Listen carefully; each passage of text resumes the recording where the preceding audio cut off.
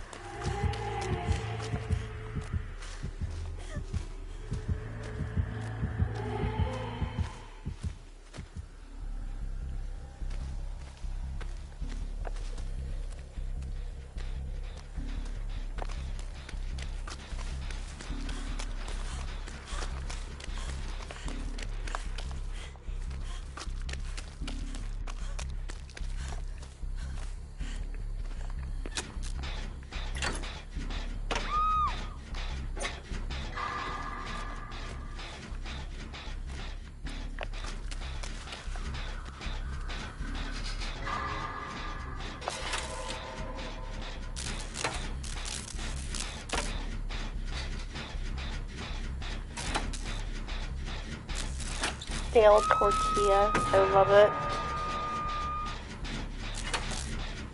He got a stale tortilla and soggy chips.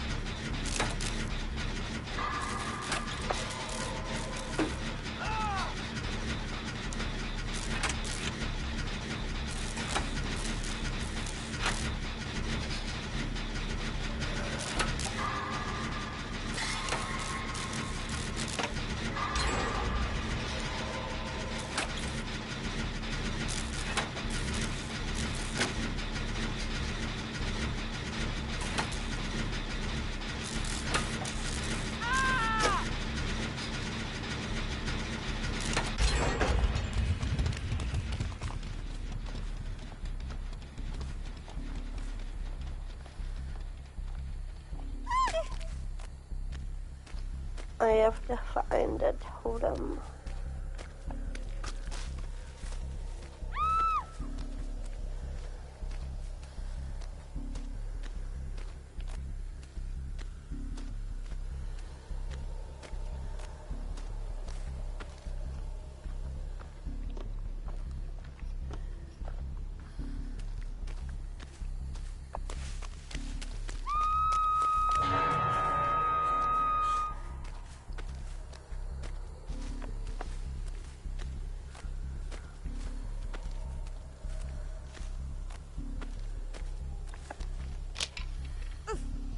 I found one.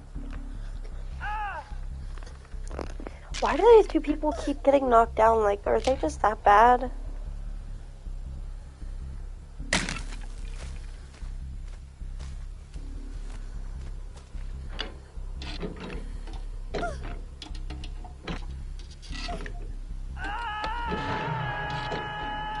You know, when Fane makes like random noises, she like low-key sounds like Minnie Mouse.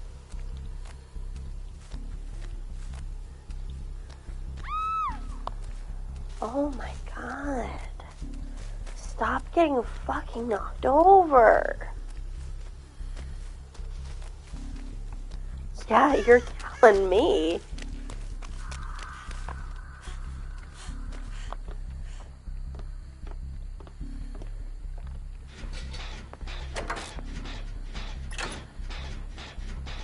I swear too, they have to have Decisive Strike because they keep getting out of the thing, like when the killer picks them up.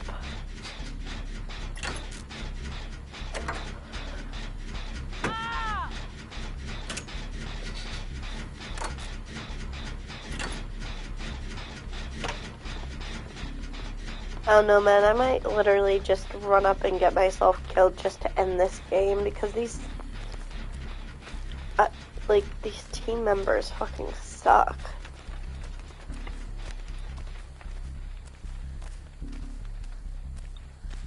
Or just run around doing gens until they all die. And then just get fucking hatched.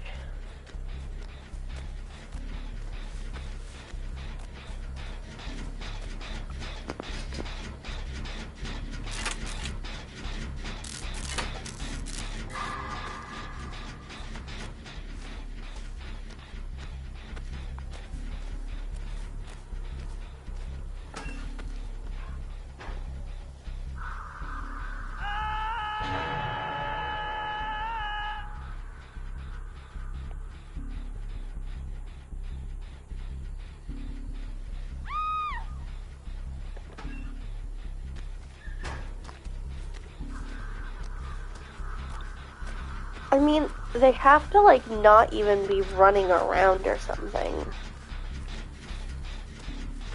Because they just keep getting caught in the same fucking area. Or, like, they're purposely dying because they don't like this killer.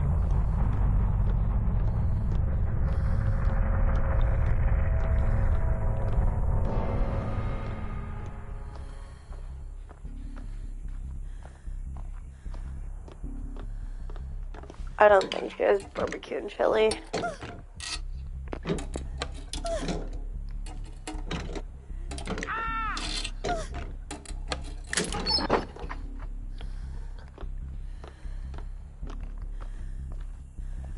I mean, they have to be letting her... It's the spirit sword girl.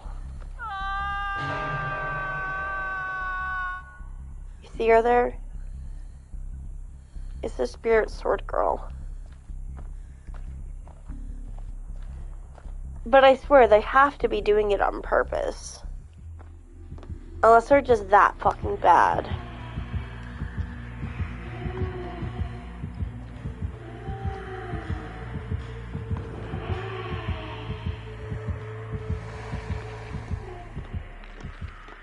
Yeah, I understand the hate, but it's a fucking game. Play the goddamn game. Stop getting yourself killed.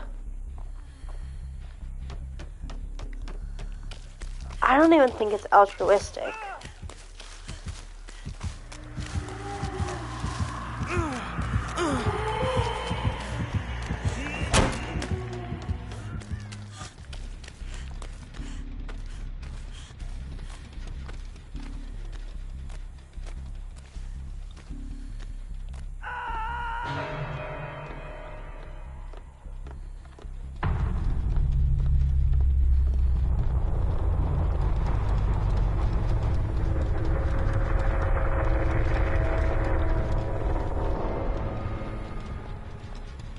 Okay, I'm just gonna run around throwing pallets. I'm done with this game.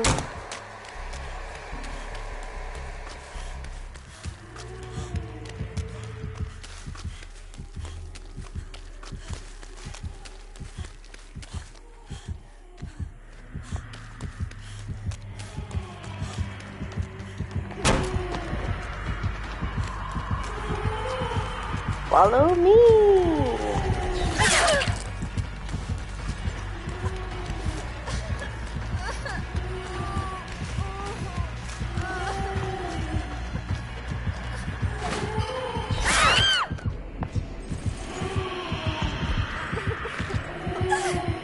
Go ahead, hug me in basement.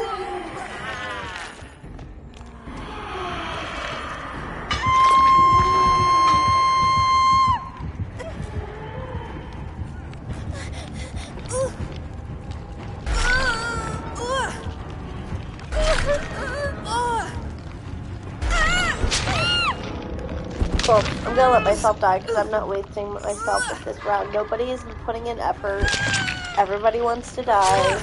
Steve isn't gonna do shit.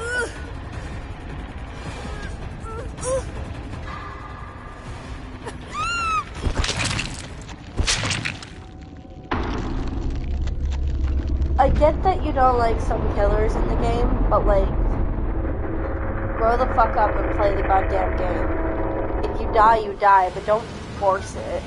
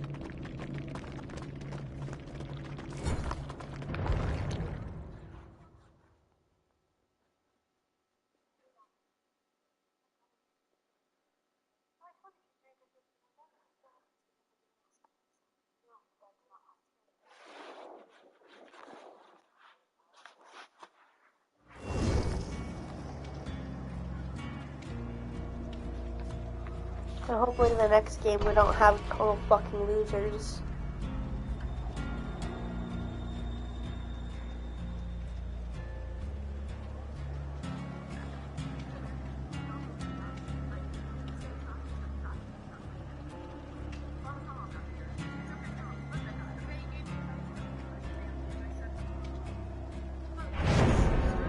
Wanted to kind of like, you know, explore the food. She was like, you looked at her like she immigrated with him. He was like, oh.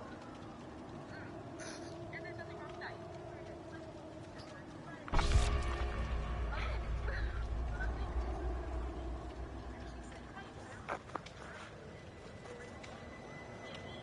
I was like, safe to say I didn't know. I know that was just I was just like, oh, yes, I know. How does it work? Like, that sounds like so fun. And I get to learn more about Vietnam because I know nothing about it. North, South, Ocean, like, that's all I learned from APU and Geo. Not from my dad. That's what I'm talking about. You can't speak the language. You're not even told what you do for a talent. All this stuff it is.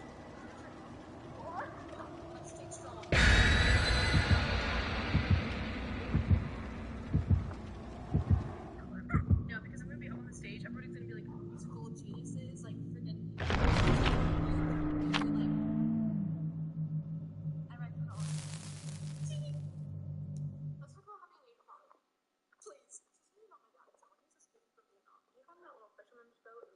fled the country. He threw away everything that night. It's like pop in and...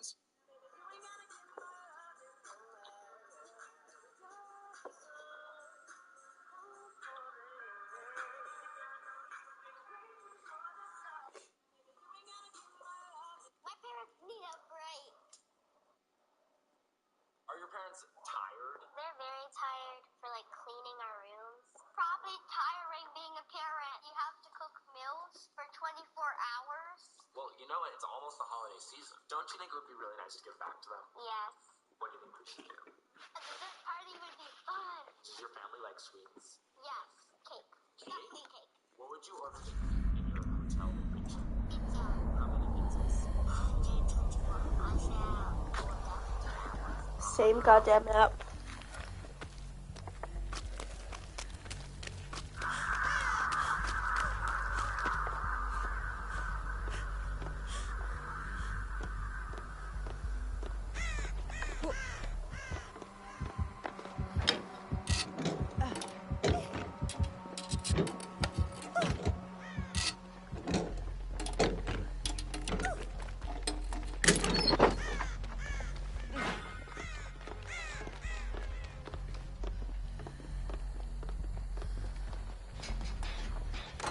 Chucky.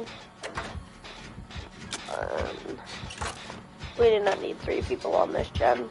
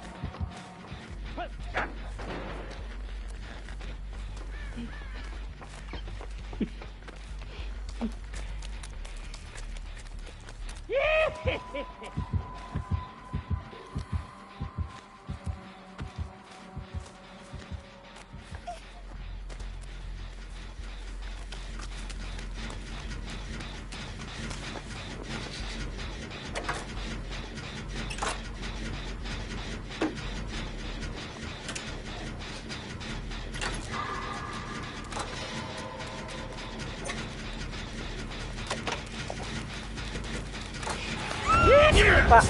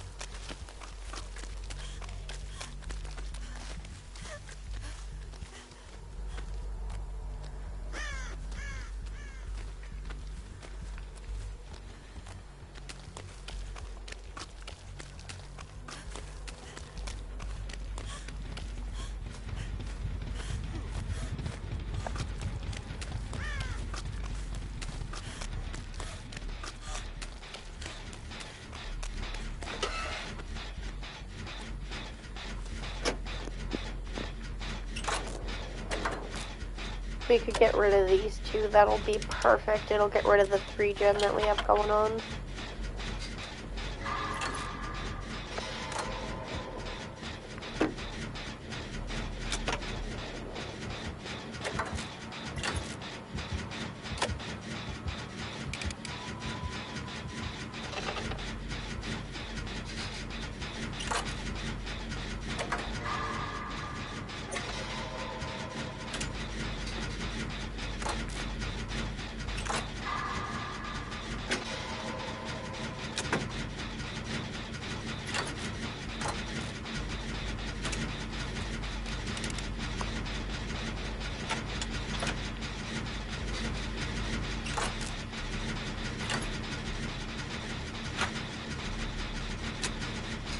I'm busy. I gotta get these gens done.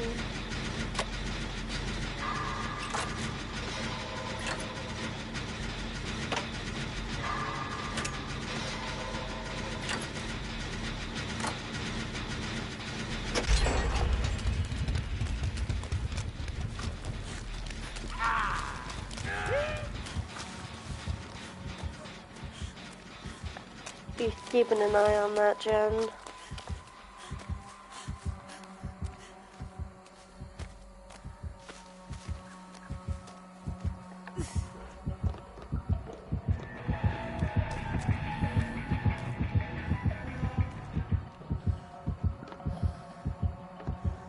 I think he's mostly after that gen. I don't think he'll come in here.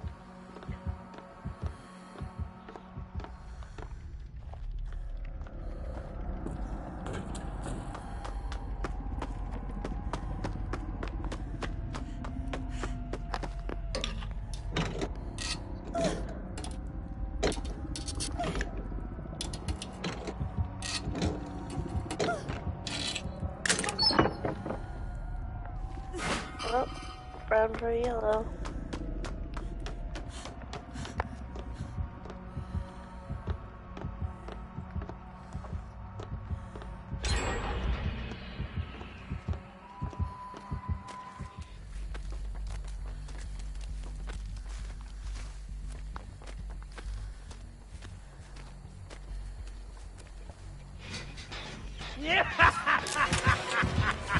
Nope. You can fuck right off.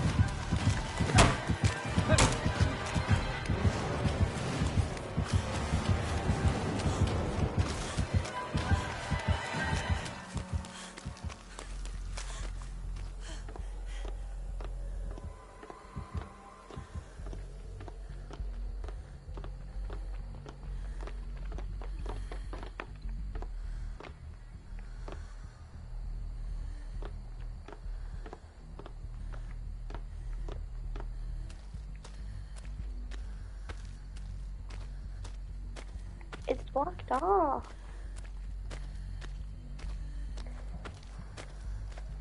Is there no way out other than the upstairs? It sucks.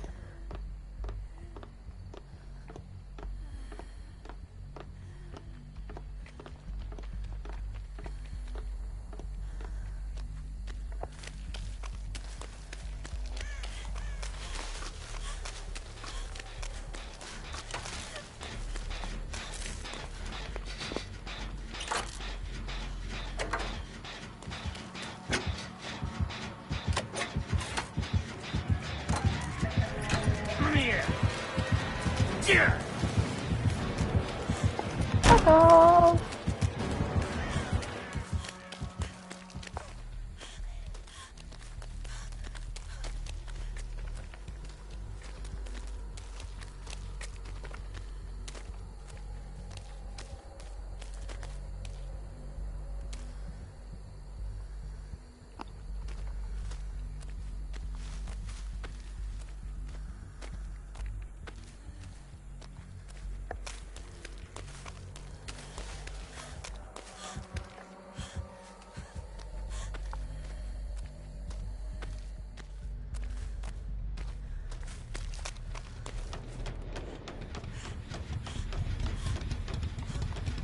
Okay, the gen up here is already running.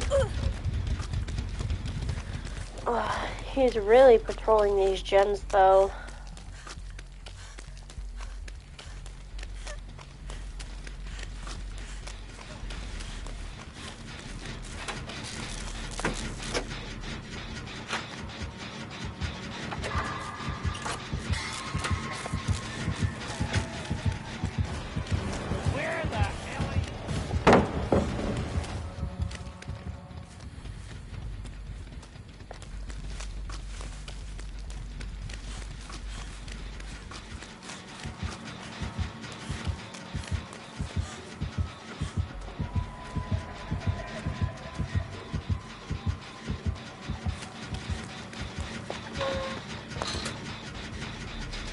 Bruh, keep him away from here. That's all that matters right now.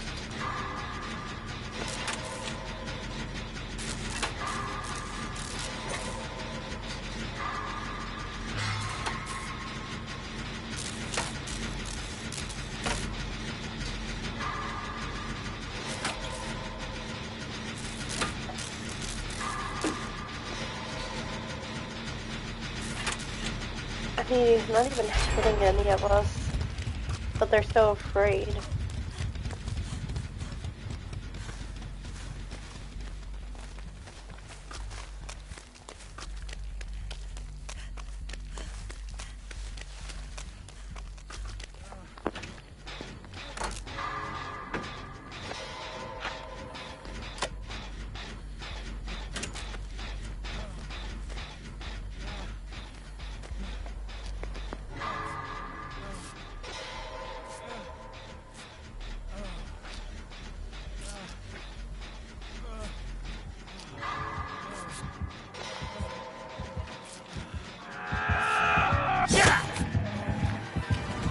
Get fucked.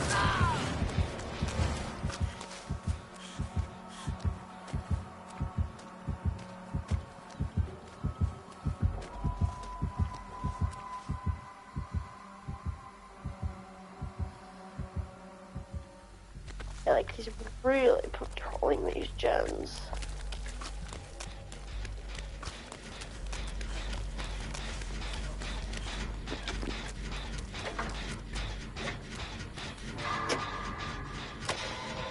Somebody can just keep him busy, we'll be fine.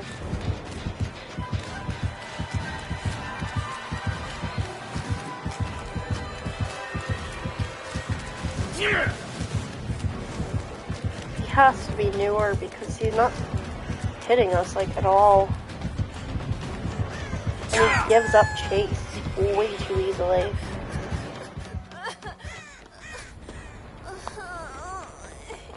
It's probably a Legion main.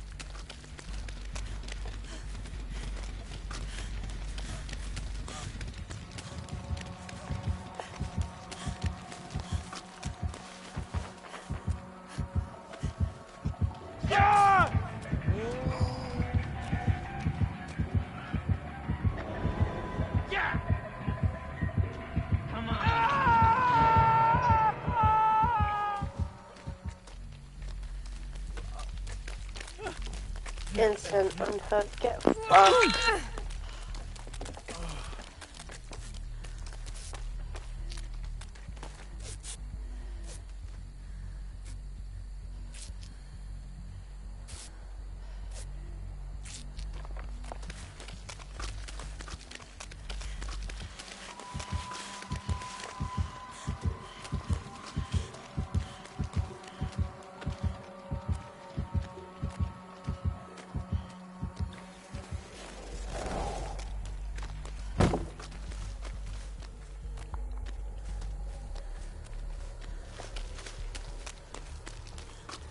We just need one more gen.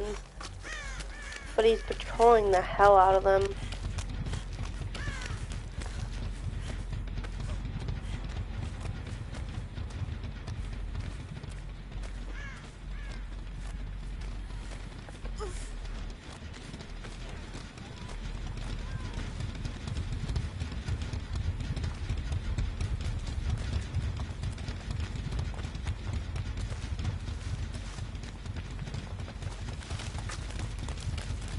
I knew I heard the Jill, I just didn't know where.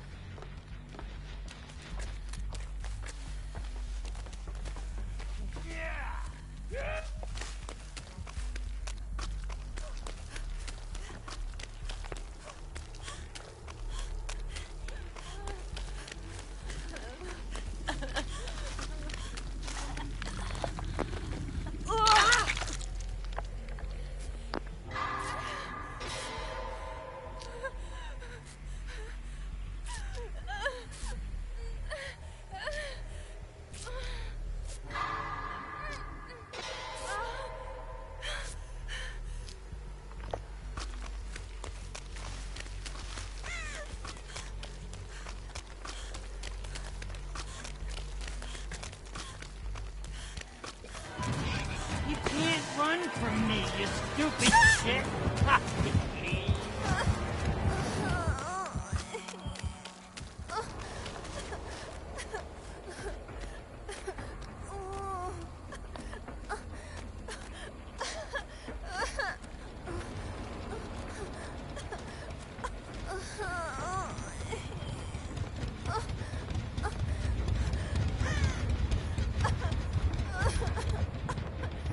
I hate this map because there's so many bones, but like barely any boons.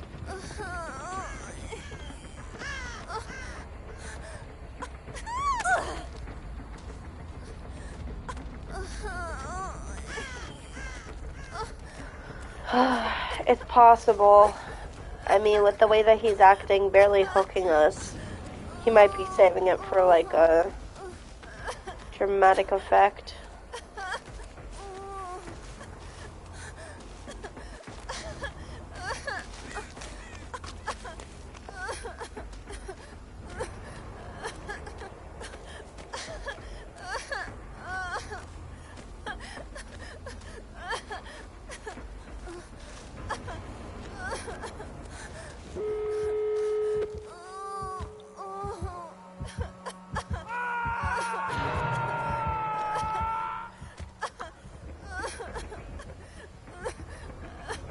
I gotta check out what your thing said. I didn't see the full comment.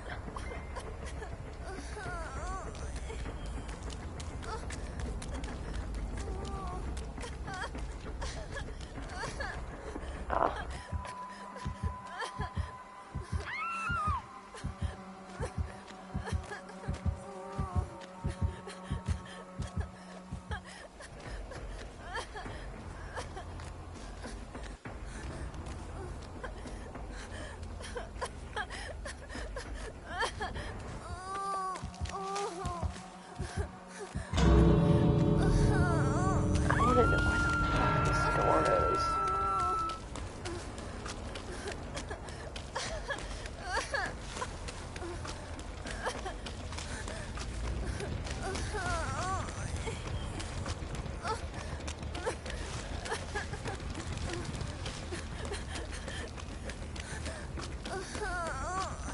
Hello? Anyone here? Hear me, please?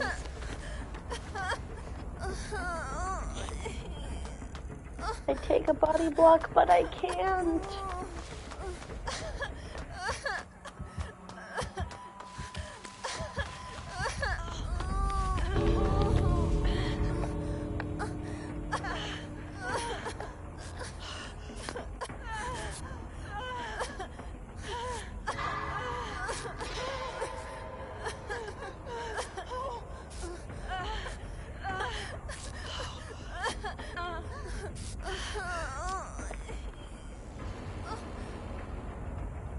For a second, I thought she was gonna walk out. I'm like, that's so rude.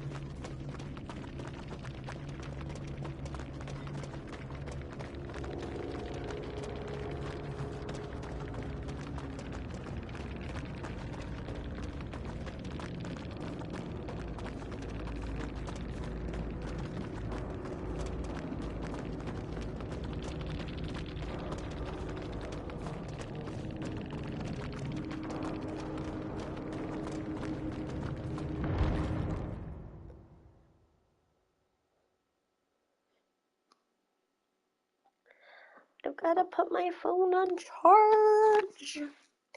'Cause it's at 8%. Hi, Nyla. Nyla! Big distract.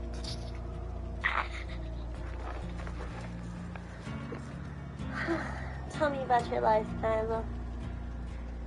You chilling, laying on a couch, watching TV. What's up? You look so grumpy. Are you just tired? Excuse me. You look so grumpy. Why are you so grumpy? Nyla, why are you grumpy? She's just staring and yawning. Oh! Stretch.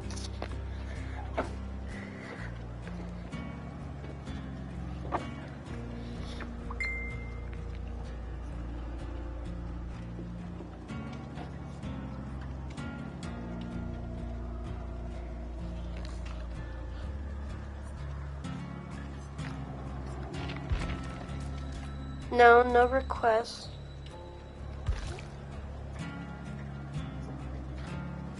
I know. I know.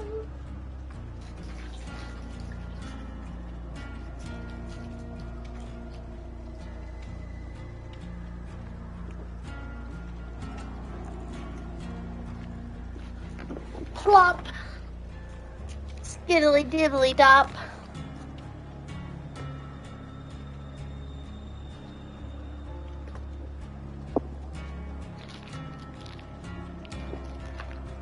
Skibbly dibbly blop. Good thing is, pretty sure my laptop's charged, so I can open that up. Maybe play some music.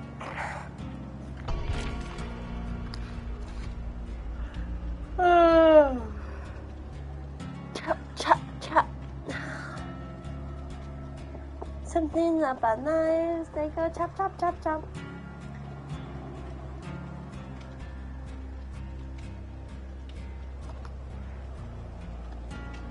Hi, Nyla. Why are you sniffing my laptop? Does smell like the ground?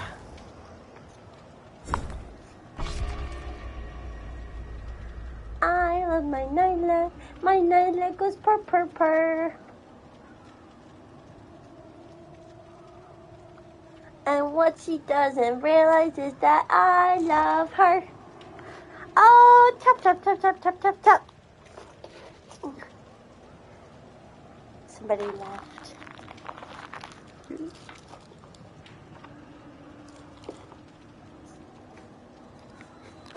Gotta open the window. It's warm.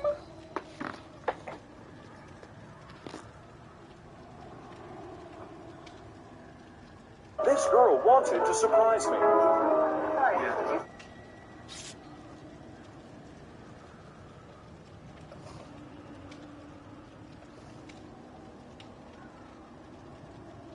Hi, Nyla. Sorry, buddy. I'm trying to open the window. Give me a second.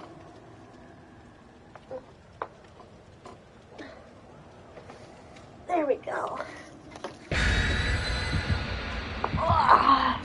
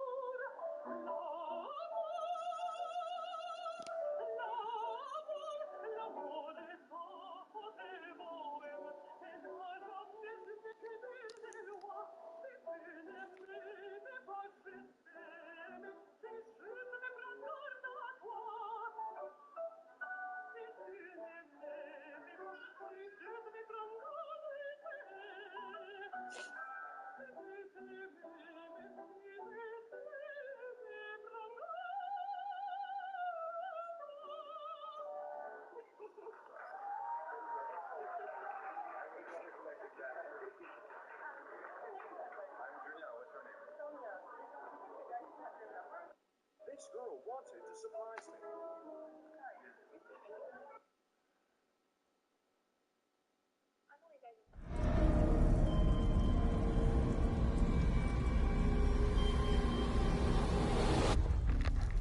Alien map. Doop doop boop.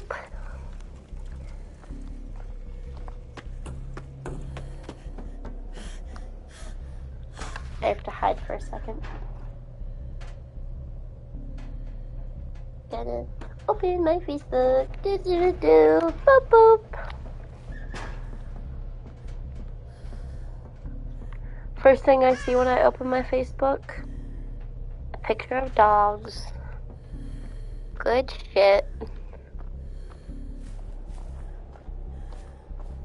Ooh, perfect.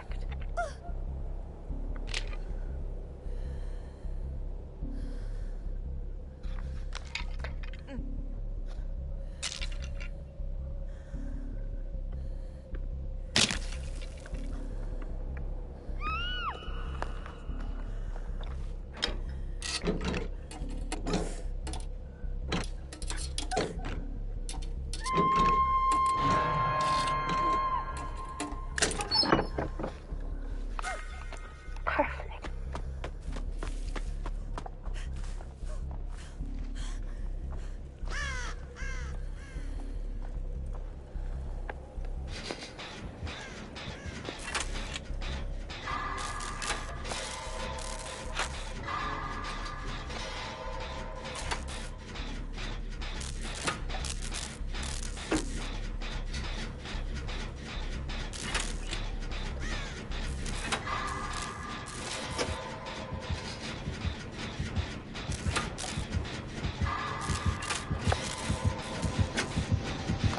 No, follow the bill, you jackass.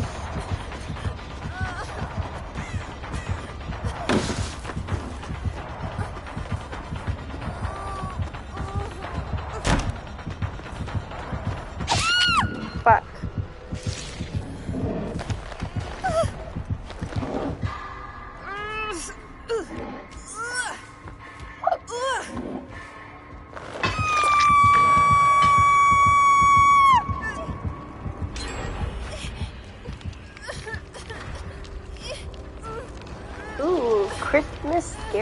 stories.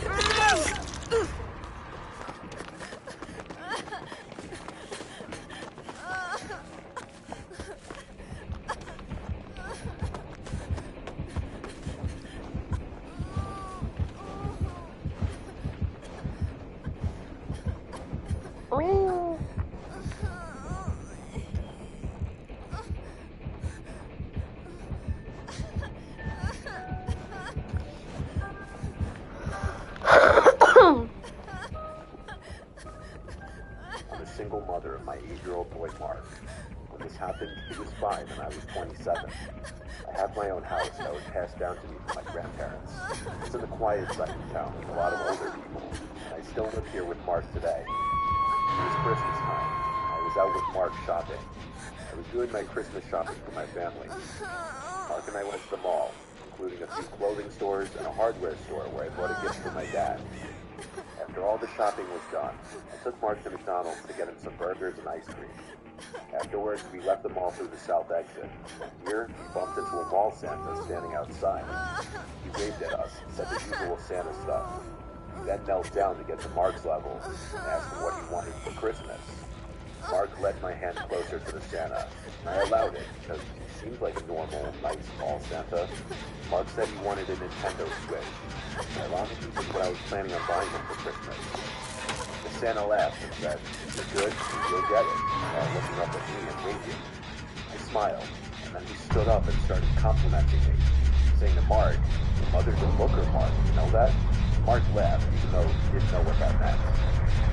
So I smiled. And we had a couple minutes worth of seemingly friendly adult conversation about the holiday mayhem and such. The guy said he worked for the mall. I regrettably mentioned the stress of being a single mom during Christmas was unfathomable. Then I made a joke about using Santa's help. Then Santa made what I thought was an innocent joke, saying, "Mark, have you ever heard the song I Saw Mommy Kissing Santa Claus?" Mark shook his head yes. Then he leaned in toward me with his cheek. He wanted me to kiss his cheek. I was going to give him an innocent little pet on his big ear. With his head, he started doing that old trick where he kisses you on the lips instead. I moved my face away in time.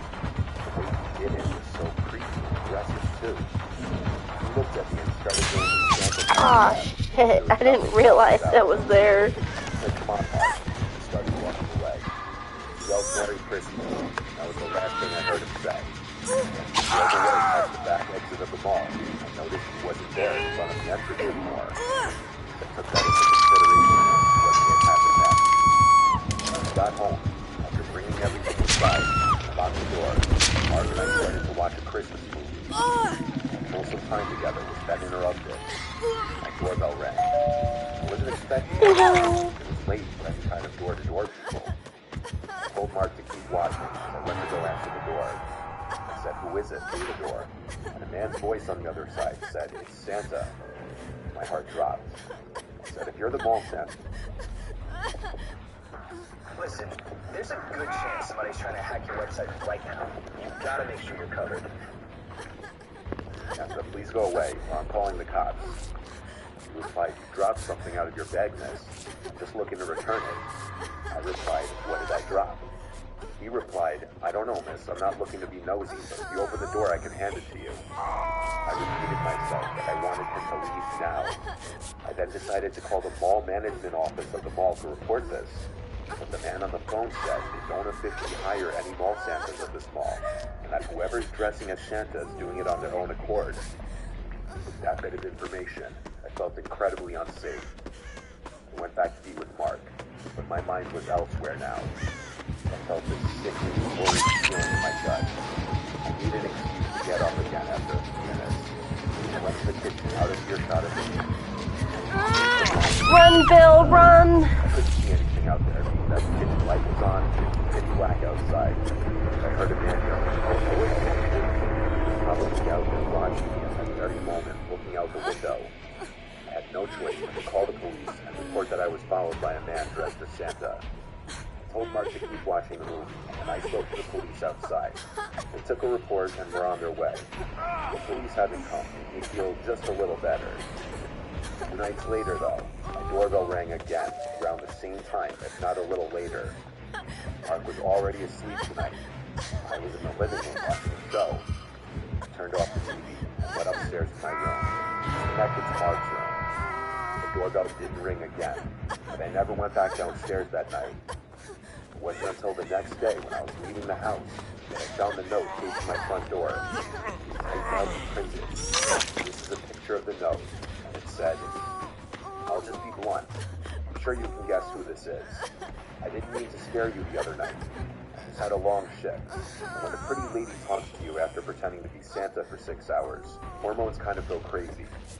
You and your son are the cutest things ever, and I'd love to one day be a part of your family. You can't pretend you didn't feel the connection when we spoke the other night. I already know where you live. Now I just need your number. Feel free to shoot me a text whenever. Maybe we can plan something one day. Sorry, I know this may seem creepy or a bit much, but I'm the kind of guy where if I see something I like, I go after it. Anyway, happy holidays if we don't speak soon. Here's my number. Best Ted." I wanted to crumple this up, but I took a picture of it, called the police again, and gave this to them. Since it had his number on it, the police could work with that. They said I'd be hearing from someone when action was taken. That following Monday, I got a call from, I assume, a detective telling me that the man would not be contacting me anymore, and if he did, to let him know. I never heard from that creep again. I assume the police threatened to arrest him if there was any further contact.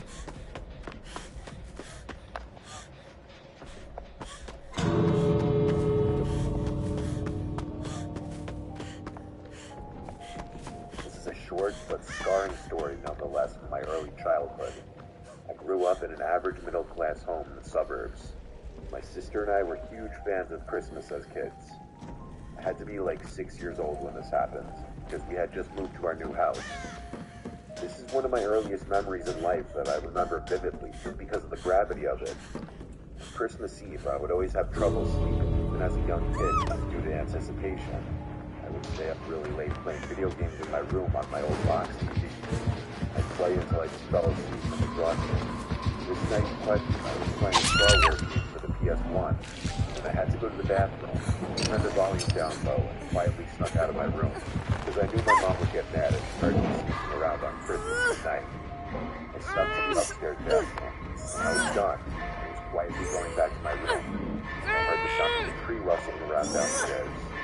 My first instinct was to think Santa.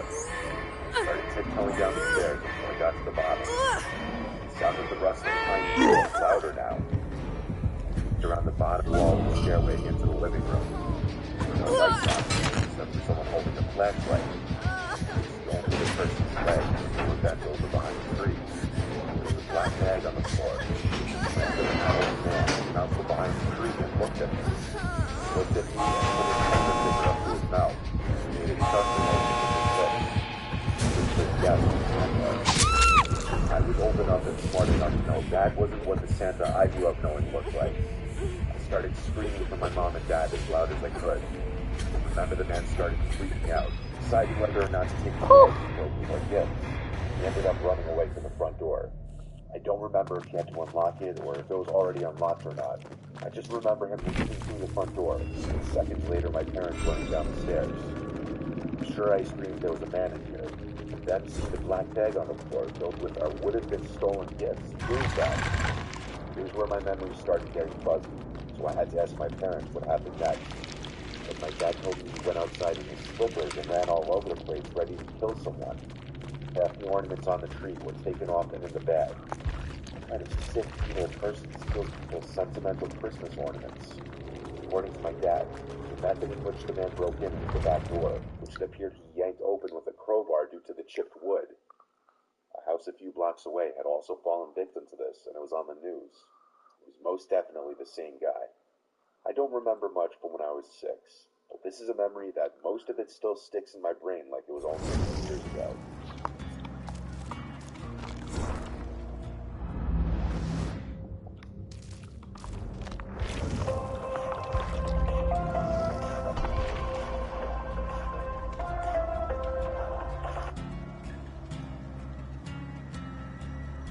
December 2020. My fiancé and I bought a house together a few years ago. It's a cute house in a decent neighborhood. A nice area to raise a family. That's why what happened 2 years ago was all the more shocking and disgusting. We know all of our neighbors, both our next-door neighbors and the 3 closest neighbors across the street. Everyone is friendly enough. I like but that head you for really Meg. never know the skeletons hidden in someone's closet. Our neighbor Paul to the right always seemed nice the few times we'd speak, but we never really spoke too much. I'd see him outside almost every day, either coming or leaving for, I'm assuming, work, though I never knew what he did for a living. At this time, I hadn't seen the guy in a few days, and his car hadn't moved from his driveway.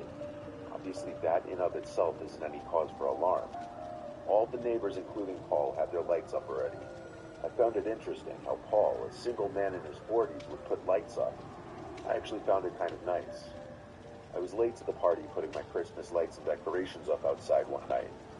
While doing so, I noticed Paul's Christmas lights out of nowhere started flickering like crazy. All of them, not just one strip of lights. It looked like it could have just been faulty wiring or some electrical glitch.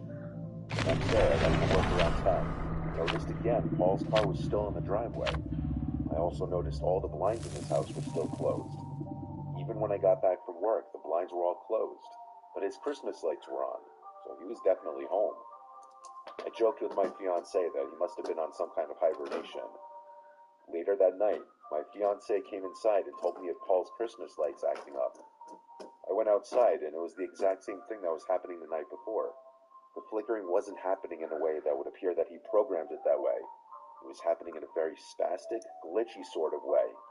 So I figured I'd be nice and go let him know, and also see if he's okay since I hadn't seen him.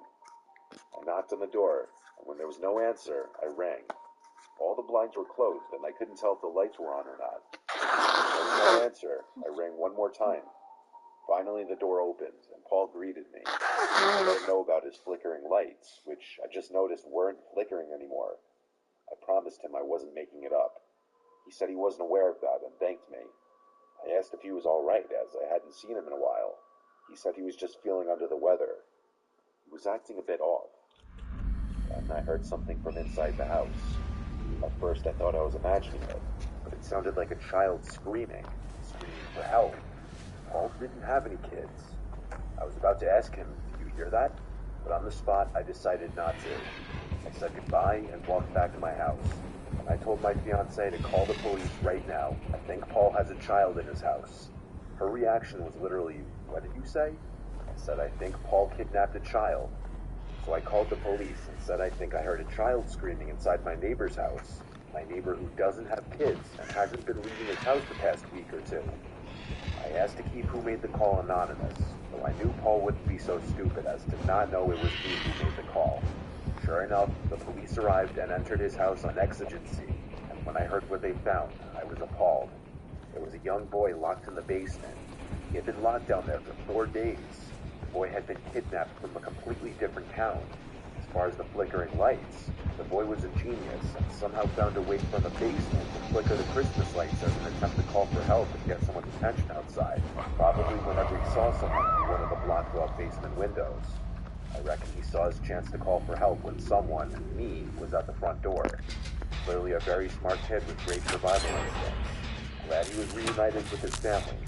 I don't want to know what was done to him, but I hope he lived a normal life and put this behind him.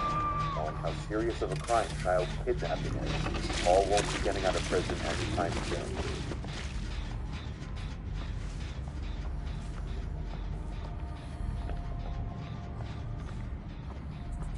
I was home alone one weekend, so my girlfriend Jenny came over to spend the weekend with me. It was the middle of December, and Christmas festivities were in full swing. Jenny wanted to watch Christmas movies tonight, so we ordered food, drank wine, and sat by the Christmas tree in the living room watching Christmas movies. We started with the Polar Express, and we started watching Elf. We ran out of wine, so I decided I'd run to the liquor store down the block to get more. It would only take 10 minutes anyway. It was a Saturday night, so they were open later. The usual cashier was working, and I got stuck in a conversation with him like I always do whenever I go there. Mid-conversation with him, I felt my phone vibrating in my pocket. I checked my phone to see it was Jenny. I interrupted the cashier, saying 1 sec, and I picked up. Jenny sounded scared, and hearing noises from below the living room. I was in the crawl space. I told her it's fine, there's nothing down there. She asked me to stay on the phone with her until I got back, so I did. I I walked the 5-minute walk back home. Jenny was still on the couch. She had the movie paused still, and then she was listening for sounds. I asked her if she heard any other sounds. She said no. Yes, what if there's an animal down there? I told her that's not possible, as there's no opening from anywhere outside. God. Wine bottle and watched the movie. It wasn't long after that I told her the distinct thud type of sound from below us, from the crawl space. I looked at Jenny and she looked at me. Right, there's something down there. I said, oh shit, there might actually be an animal down there. Once again, I paused the movie. I went to the closet with the attic door inside. I grabbed the flashlight on the ledge and went down into the crawl space. I stayed by the crawl space door and did a quick scan of the place. There are a million boxes down there. A small animal could have been hiding anywhere. It smelled like piss in there. Pretty much confirmed that there was something down there. I'm not an exterminator or pest control. There was nothing I could do about it. I told my parents about it in the family group chat. I told my dad to have to call pest control tomorrow. As I was climbing back up the stairs, I heard something across the crawl space. I don't know what it was, but something moved. I was scared that the animal was going to run at me. So I hurried up the stairs and shut the door. There wasn't much else you could do now except just go back to the living room and finish watching the movie. After Elf ended, I went to my room and eventually went to sleep. I woke up in the middle of the night having to pee really badly and with a throbbing headache. I got up and opened my bedroom door and looked down into the dark hallway. At the end of the hallway, I saw a person's silhouette. I almost screamed, but instead I closed the door quietly and locked it. I heard footsteps coming down the hallway. When the doorknob turned, someone tried opening the door. And a deep, hoarse-sounding voice on the other side said, "Hello?" That was when Jenny started to scream. She had been woken up by my getting up. She heard the voice, too. I would have tried to calm her down, but I was scared shitless myself. I hear footsteps walk away from the door, so I called 911. Waiting for the cops felt like a millennium. All I know is when the cops got here, there was no one else in his house. Whoever it was left. The smell of piss in the crawl space wasn't my imagination. It was literally a puddle of that person's piss on the ground. Which is pretty disturbing because that would suggest that he had been down there for a while. It was likely a homeless squatter. That didn't make it any less horrifying. My family didn't even believe it at first. Never forgotten to lock the door ever again.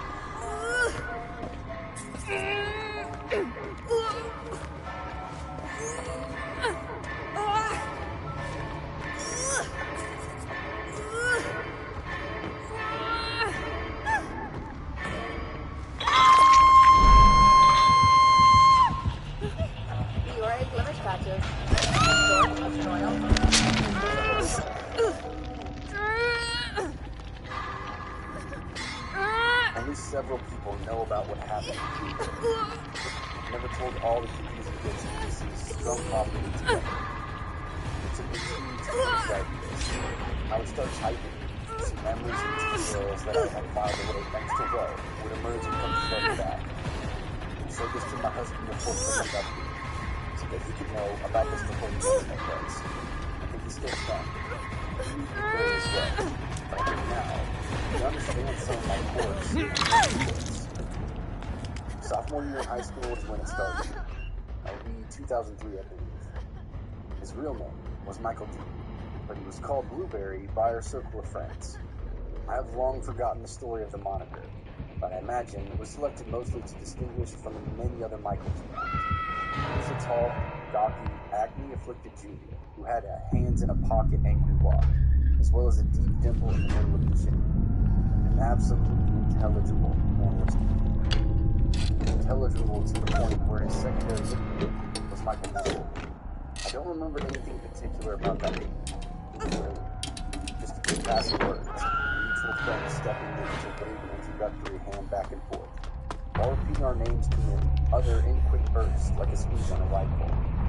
I was a spunky 15-year-old discovering a whole new diverse world out there. And in retrospect, I see how my giddy naivete left the door wide open for Blueberry to step. He would talk or mumble to me before first period. I struggled to understand what was said behind his tight lips. I hardly moved, so our interactions were usually brief and consisted mostly of me smiling brightly and nodding along before politely excusing myself. I often picked up on his awkward anger and aggression, stuffed so deep and snug inside his 6'3" frame. All teenagers are angry. Hell, you can smell the heat that night in his hands. Blueberry's anger was good. He was important, twisted, stubborn, narcissistic, permanent, calm, artistic kind. Fuck. I remember thinking to myself, If I had a key, I could totally get it. being 15 at the time, I had no car, so I took my lunches at a Subway that sat 2 blocks away from my school. Sometimes I went with friends, but more often, I went by myself. I liked the quiet, no chance to read. Nyla, knock it off. Beard one day, mumbling away across from me in a booth while I pasted on a slightly puzzled smile, lips tight over my mouth, wondering on what on earth he was saying. Then, the letters came. My best friend Christy and I wrote tons of notes during our class periods, pulled up into neat squares, and swapped with each other in the halls.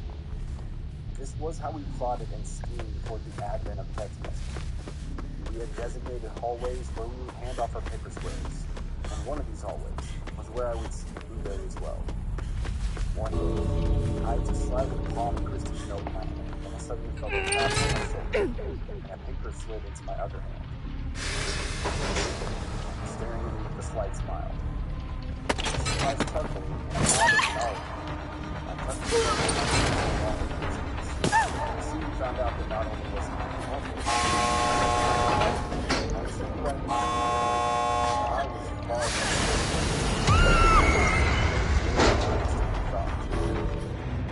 Ooh, yet again. Sucks I had to get rid of the toolbox, but I think it was the only bargaining chip I had for my life. That day on, I was part of the subject matter. Something about my considerations or me not seeing, doing up the paper margin for badly drawn frogs, babbling about druids and more frogs. I got these letters often, usually daily. I probably wrote a short one back to him once, maybe twice at most, but they came steadily as ever. As spring wound down, I began to get more uneasy around him. To the group, Blueberry was Blueberry, just a normal little oddball in the background. I began to avoid him, but he seemed blind to that.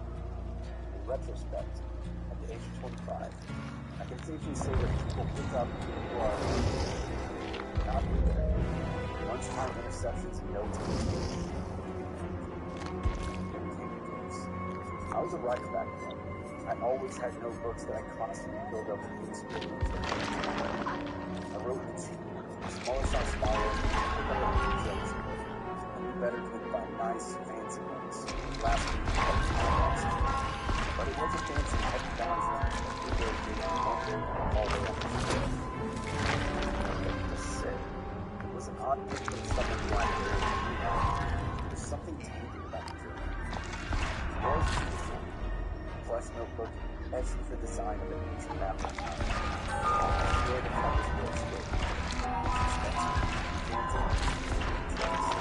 The first one consisted of yet another letter that he penned to me. The first several paragraphs talked about how I was only stop that. I could never make myself to write any or go away. Still, I kept the take box that slept underneath my bed, and all the other notes and keys. I told myself that I was giving up the wrong signals. I told myself I was being silly, overreacting to someone who's perfectly nice. She told me, you're lucky that someone buys you something so nice. Why do you smile so? Other folks told me, Blueberry's just a goof. He's alright. I was grateful when someone did. We started back up. Slightly dyed hair with a red car. So Blueberry inevitably back. But he liked it now. He had no driver's license, or a wish to get strangely as he was, preferred the alternative of a bicycle and walking. Looking back, I realized that his favorite parties were becoming expected to pass. I sit back, my older boyfriend and the hour-long day. The only times I would see him was when I was pulling out of the parking lot. I would see him carrying his brisk, frustrated huge strides in whatever direction. His eyes were always either angry or fixed at a point of distance. set in a tight line of buses. It seemed to be searching to see if high school students flooded the parking lot. Every now and then, he would spy my cherry red Volvo station wagon, which was embarrassingly hard to miss. Just there. For the most part, he was getting decent elements. This wasn't the case with Blueberry. He couldn't make heads or tails of it. His behavior around me. And eventually, a teenage hormone said, fuck it. I fuck it. I mean, I made no more efforts. I decided the best way to fix the situation was to not give a shit. If he talked to me, I would respond with short sentences, then bluntly turn and walk away. I didn't avoid him. Neither did I approach or wave at him in the hallways like I had the year before. There's another guy in the background. And we also add in the meantime, the letters never stopped. And the gifts came almost like clockwork. A journal left on my car with the first 4 pages scribbled with words that I never bothered to read. A bouquet of daisies or roses given to me in the hallway that I promptly gave to a lonely-looking freshman as I turned the next corner.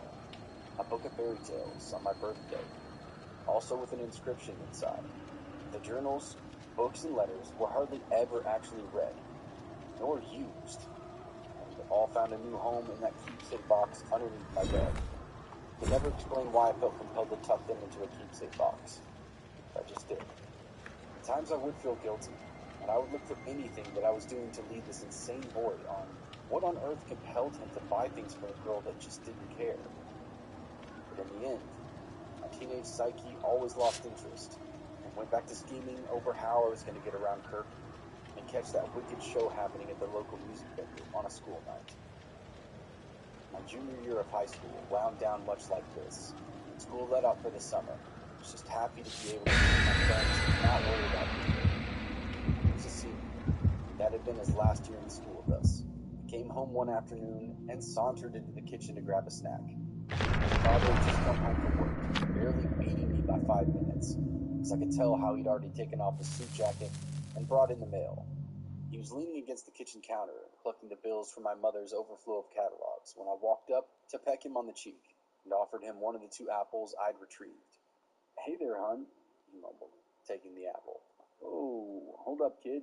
You have mail. Lucky you."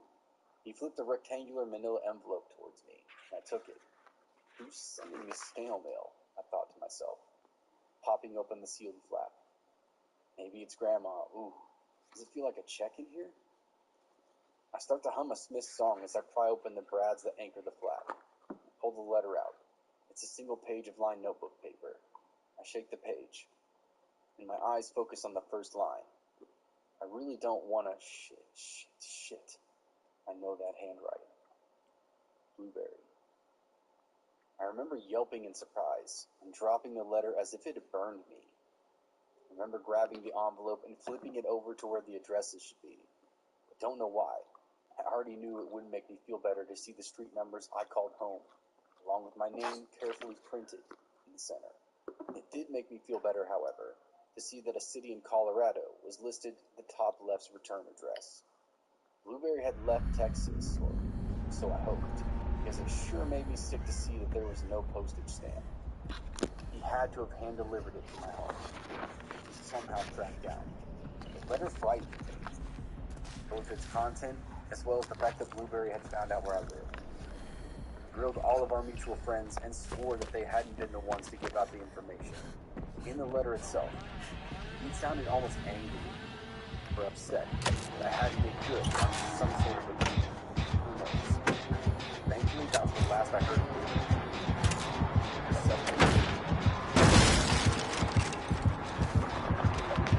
I feel I was freaked out by a strange boy called Blueberry. Those guys, this was in 2005. Fast forward to spring 2005.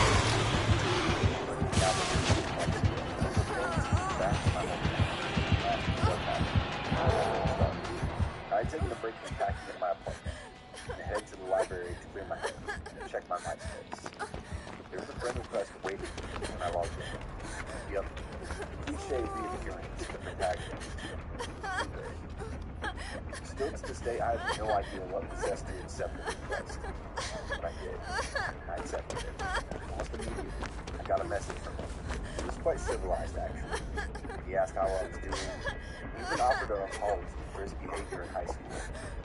I was pleasantly surprised and appreciated the gesture. Sent him a response saying so, along with a brief synopsis of my plans on moving back home, only after ensuring that he was still in Colorado, as his profile said. The time I clicked send, my allotted time on the computer was up, so I logged out and headed back to my place to prepare for the move back home the next day. 3 days and 1 state later, the bumps and bruises of the move subsided. It had been a busy few days, and I gladly popped down in front of my father's laptop to check my email and my social media. I logged into MySpace and began to work through the stack of accumulated messages. I opened up the reply from Blueberry.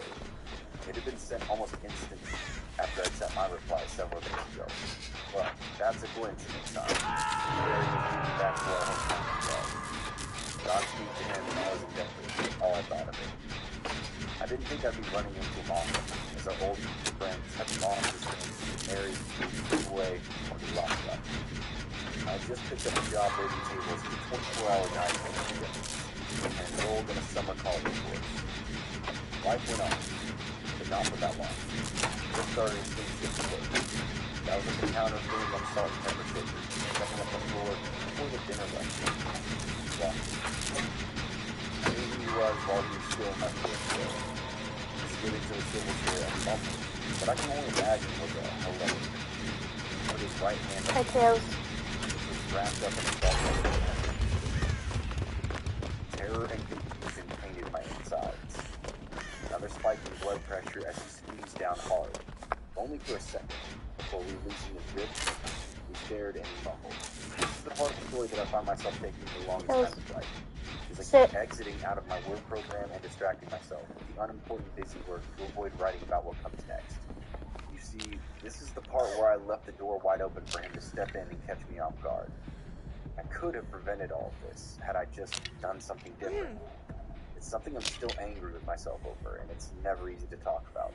So I'm probably going to skip out on a lot of the details and deliver the bare bones. Drag my heels through the story at this point. Use all the details you know about me and Blueberry. I've proven so far to put together the big picture. This is going to be the first time I've ever told a story in its entirety, much less the final chapter, which I may or may not be able to finish. I should have told him to fuck off that day. I should have listened to my gut, which was screaming profanity and my rationalizing everything away from him. I knew that he moved from Colorado back down to our hometown because I was there. I knew that he'd taken that reply on my MySpace as a sign of my considered undying love inside his twisted mind. I knew deep down he was still that same scary fucker, that one that found out where I lived in high school. But a part of me had truly thought that we matured past that point. All that was wishful thinking. Instead, I smiled politely, nodded, and excused myself from anything but to be around. I ended up in the bathroom drying. Tight, it's a bitch. I'm stuck. I was the only waitress on the floor until 7, which was a good 3 hours away. I had a credit card for due in 3 days. I could not leave the store. I remember talking to myself like a crazy person. It only said one word. Nobody is twisted enough to do that over a girl that's there. Come on. Who knows what he actually said back there or what he meant by touching my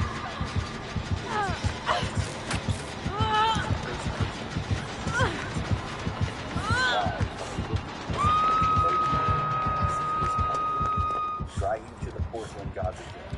Dart off to the floor. Stay busy. Stay away from the counter. Stay away from the door. Unbeknownst to me, while I went about avoiding it, I applied for a position as a dispatcher. It's always open now. And was hired on the spot. I found out the next day as I clocked in and saw him carefully studying the employee schedule. I should have said something to him, but I didn't. I was afraid. I didn't have time to think either. Managed to somehow change clothes, tie my apron, drag me yet again, before my shaky legs found their way onto the floor. Like I said before, so much of it is a blur. Typing as fast as I can to get to the end of this nightmare fucking story. I don't remember many specific incidents leading up towards the end. I remember Friday night bar rush when he yelled at a 65-year-old man. A regular of mine that had come to think of a grandpa, because he thought he was looking at me with pervert eyes. I remember how many times he tried to stop me while I was neck deep in the weeds with drunk and angry customers. Catching my arm, rough with him every time, makes me stop and look at me. The last time he grabbed me so hard, a breeze blew me in place of his next morning. I remember the look of pure hatred and frustration that he gave every one of my male customers. I remember how he said he would slip them ear to ear if they ever touched me. Remember when my shift ended? I held all of it in until I made it to the walk-in freezer. I just let out half a sob when the freezer door swung open. Blueberry had himself in front of me. I remember the metallic taste of fear as I looked up at him. What next? He was looking forward to the talk we would have after work. Talk about us? I remember wanting to scrub my forehead with lies and wanted to bend down and kiss me before exiting the locker. So close to me. Dirty. I remember the desperate need of me. I clocked out. You fucking kidding me? Hours after. I can't wait. I pull out of the parking lot and stop at a red light and stop down. Find a friend's station. Figure this all out. God, I hate my job. The passenger door opens. It's him. Why the hell did my passenger door not lock? It broke my lock. But it's now in my car. I'm numb. He acts like this is a normal thing for us to do. I lodge the breezes. He gives me the directions to his house, telling me how happy he is that I finally come around after all these years of denying what was between us. I can't breathe. Part of me is giving up. Part of me is so mad at myself for being so weak, unable to stop all of this. Wait, I'm not completely numb. There's still some anger in me. I'm starting to get angry at this person who's repeatedly refused to take no for an answer. Who intentionally came back to our town with the narcissistic, presumptuous intent of complaining now that I supposedly come around. Came into my job and made sure to move in fast, hard and aggressively. Because he knew this is what I would do. The only words that I've ever heard him speak clearly and without mumbles was a threat to slit my customer's throat from ear to ear. Nyla, knock it off. He walked out of his first night on the job just as far as he got into my car as I was at a stoplight. Fuck that. I had the opportunity to see the process of the excursion. Recently, the level temporarily locked in the realization. Fuck it, I'll give up. I snap back to reality.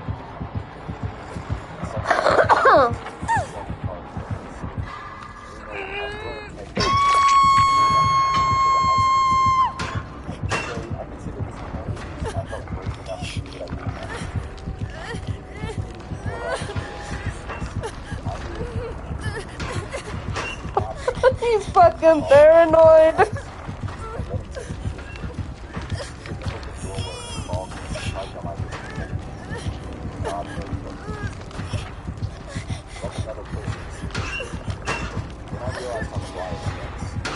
He's probably questioning why the fuck I wanted to be hooked down here.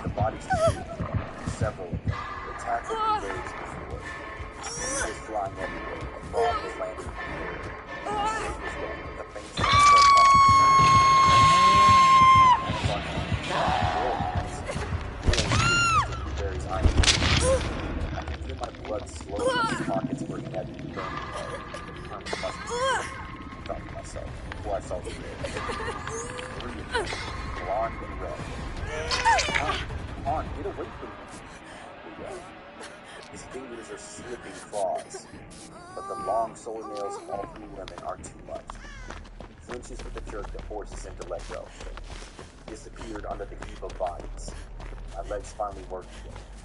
ran to my car. I ran the fuck away. Still don't know who the men who tackled him were. Neither do I know the names of the women who scratched their own nails into Blueberry's skin so that he would let go. They could flank me in protection as I ran to the car. Still to this day, I don't think I've ever been faced with a truer definition of solidarity. This is just 3 hours of true rainy night horror stories, but it honestly reminds me of Let's Not Meet. Those who are alone. But more nights than not, I say a little thank you to the skies, hoping at least one of them will hear me. I owe those strangers a great deal. Now that I've said that, the thing of this part of the story is, it's not over. It hasn't gotten bad yet. Not by a long stretch. The final part was the hardest to write. I still get sick to my stomach thinking about it at times.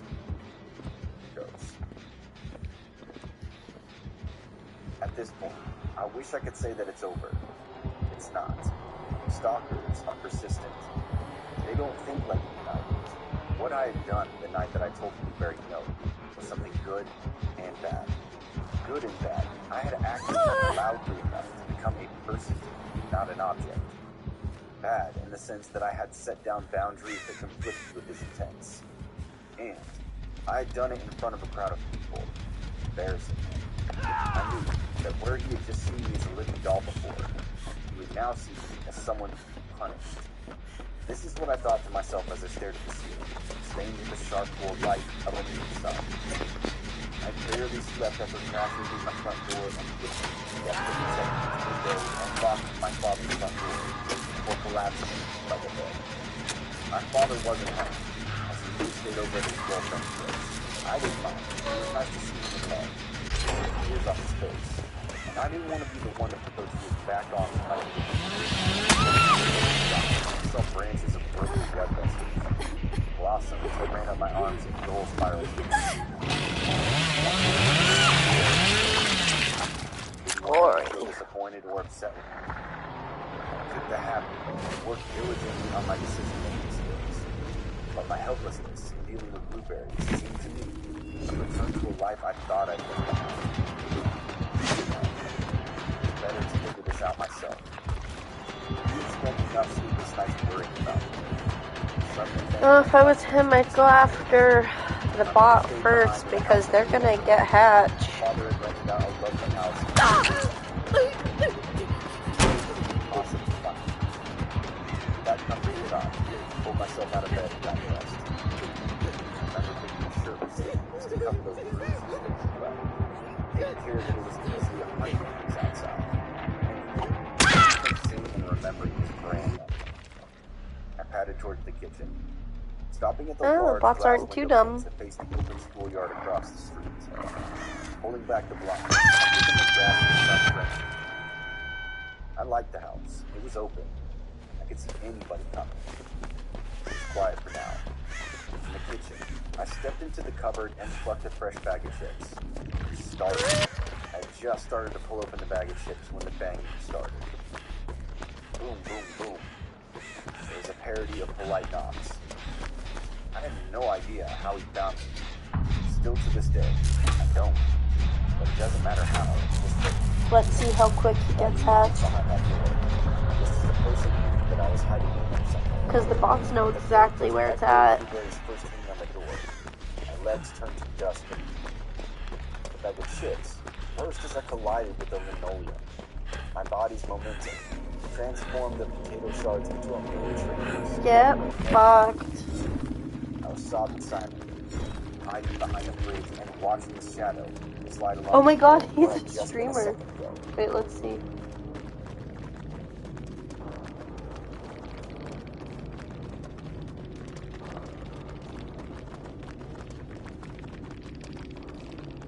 Let's see if he's streaming. He's probably salty.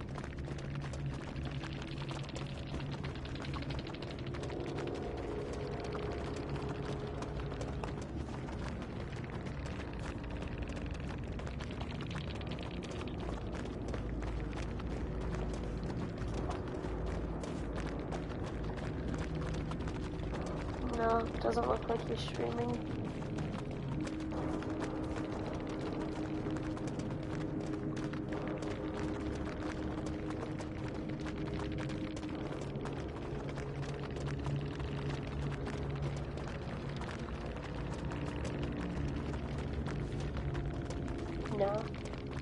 He's not even coming up as a person.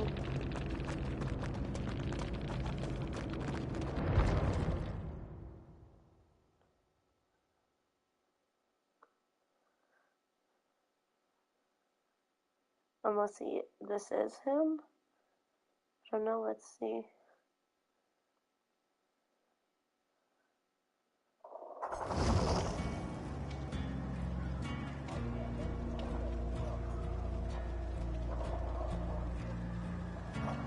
Yeah, it says that he's offline, but he does play Dead by Daylight.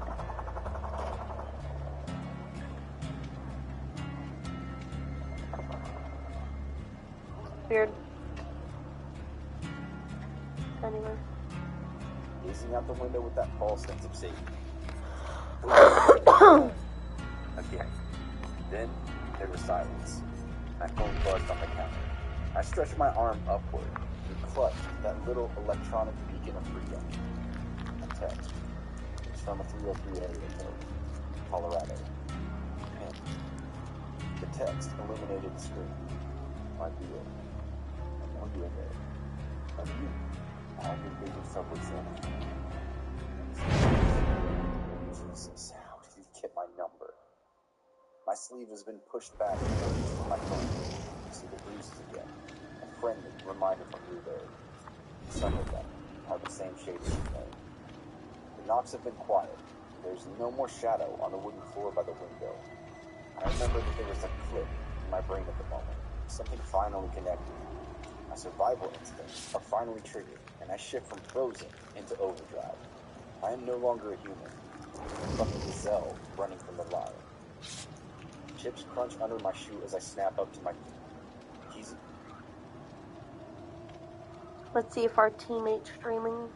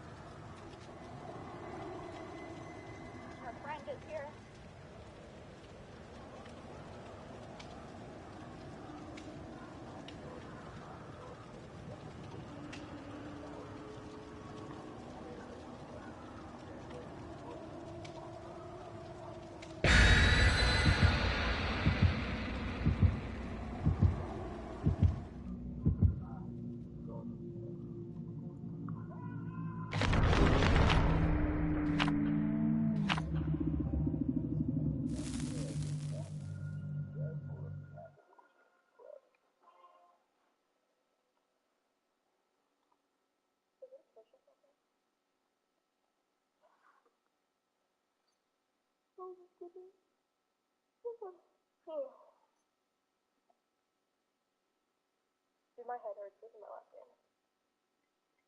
Hold on, my drink.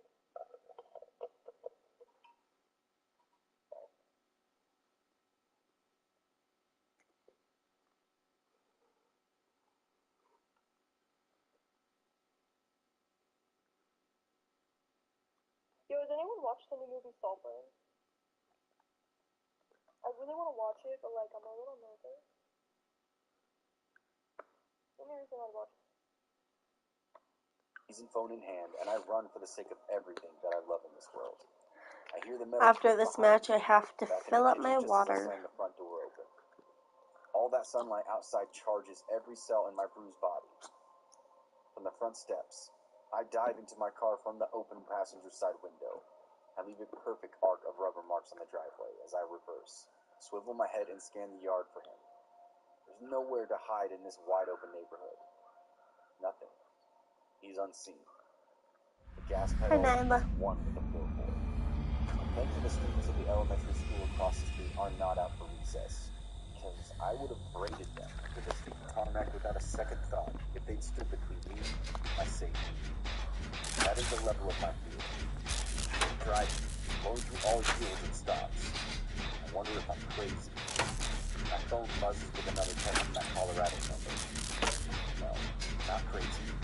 Scared. Not of death. Not yet anyway. Scared of what he would do to make me return. Chucky. I'm a doll. What happens when dolls start shooting? When they run like gazelles away from its play and rules. What happens if the lion catches himself? After I even saw it once. God, I feel like it's with me right now. God. It doesn't feel to me like tell them. They would look at me like I was crazy. Just like everyone else had assured me that Blueberry was mine. I'm so good, God. Maybe I still am the crazy man. I'm 55 and 25 out there. And I know that I can't be alone. Pick up my phone. Dial the number for Brandon. He is the closest. I have to reach out twice. Blueberry text me and the alert me and text my feedback. This message tell me about the lack of appreciation and judgment. That's right. Still going to be back. Finally, I'm able to equip all 7 pieces. Hello. Brandon's voice is on the other side. I'm proud. All that comes out is the street that I'm on. Directions called the block away from where I am. Turn the car off. I run across the green field to him. I feel like I run to do that. Brandon catches me, holds me tight by the arms with big 2 hands. My bruises hurt under his palms. My lungs are on fire. Can't stop my legs from twitching. I babble. I'm not crazy. I'm not crazy. He's found me. Please don't tell him where I am, Brandon. Please. I collapse on the soft grass. Brandon tells me later on that he pieced the story together from what he could hear me say. Rolled up in a fetal position in the grass, babbling about blueberries, bruises, and being an object. He wasn't sure what to make of all of it. He admitted that he thought I was back on the ship and was having a bad comeback. Then goes to retrieve the keys to my car.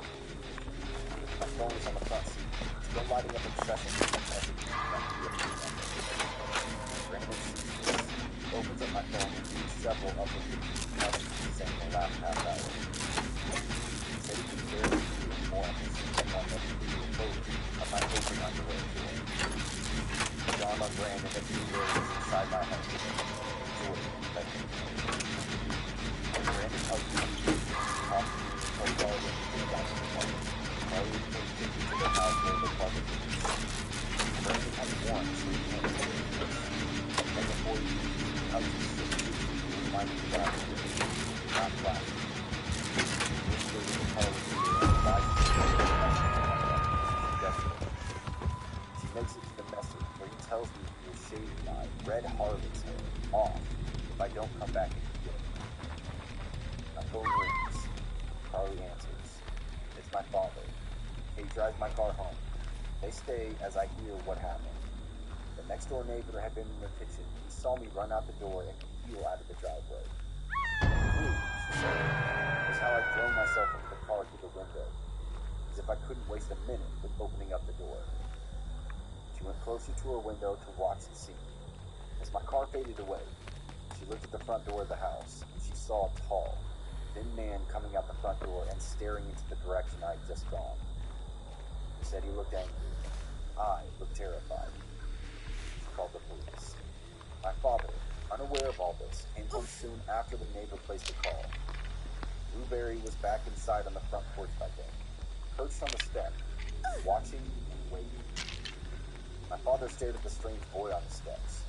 He saw the tire tracks in the absence of my car.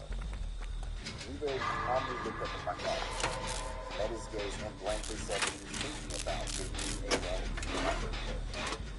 My father told me that Blueberry stood up, placed himself between my dad and the door. My father was a criminal defense attorney for 30 years. He was a stoic, tough man who has defended countless rapists, killers, addicts, and the Not much shakes him. The tremor in my father's voice is perceptible as he tells me this. He stares Blueberry down and simply says, "Hey, how cool." Out of my way. My father went inside, stirred by the noise, and I wasn't home. He brushed back his hair. Signs of pain.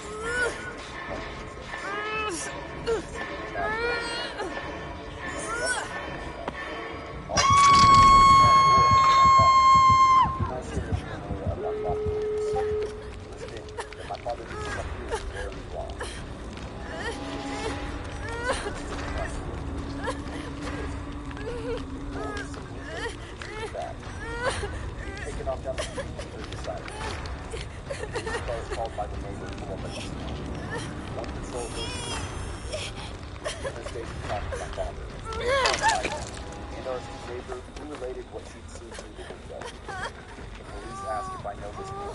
He's on our stairs. Harley pitched my phone as an answer. My father used one over-the-top stroke. Turns pale, closes his eyes. Tears go back on his face. He can't stop crying. Can't get a word out. All I can is lead him all to my bedroom. As Harley holds up the bed skirt, as I reach underneath and pull out all the music boxes that I had filled the last 5 years worth of the very skills. Closed it, not open letters. Harley brings me to the bed. Harder and harder, I open up a page with this class photo on it. Pointing at his phone. I'm crying as hard because it's over. I'm crying as hard because it could have been over. That's just bad. Don't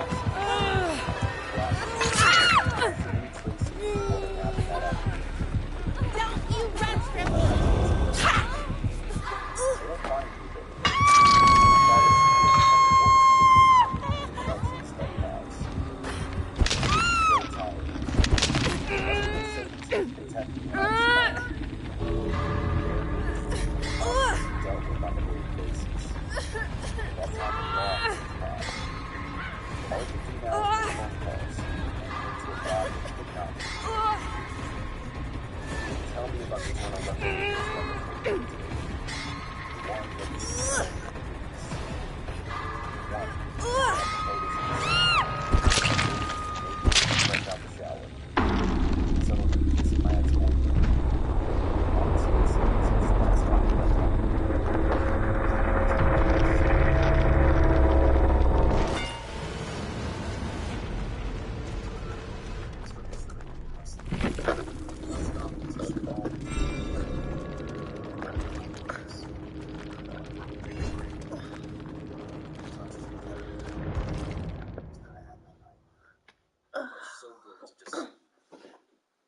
soon afterwards, my father and I.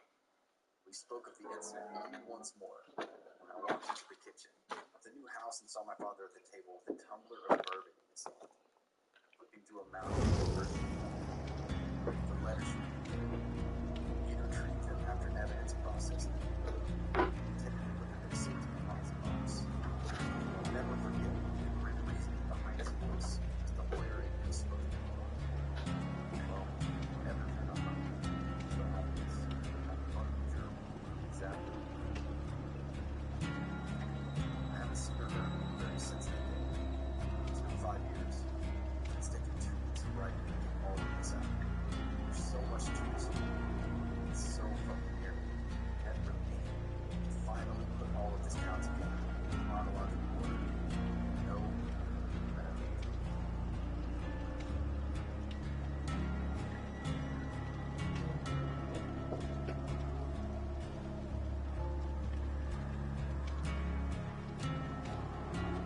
I live in Florida.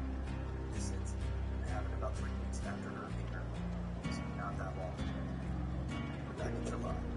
The ex and I had just finalized the divorce, and I moved into a gated neighborhood where every house was rented out by the same renting company. It's a very small neighborhood with about 15 houses tops. All 15 houses are bordered around a lake with the backyards facing that neighborhood. No one really has a nice backyard. You walk out your back door, you see the lake in front of you. Neighbors' backyards on each side.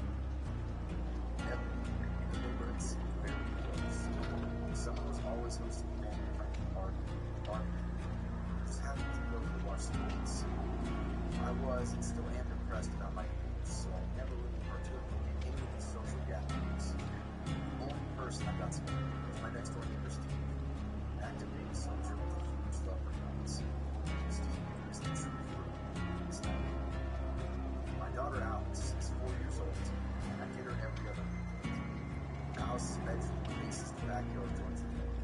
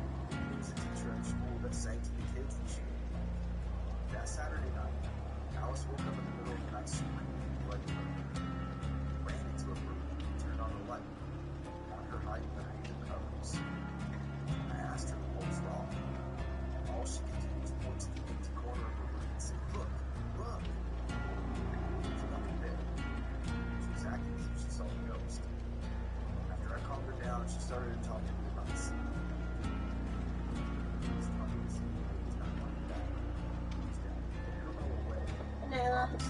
She's having nightmares, right? I showed her that there was nothing in the closet, nothing under the bed, nothing to be afraid of. She finally calmed down and went back to sleep.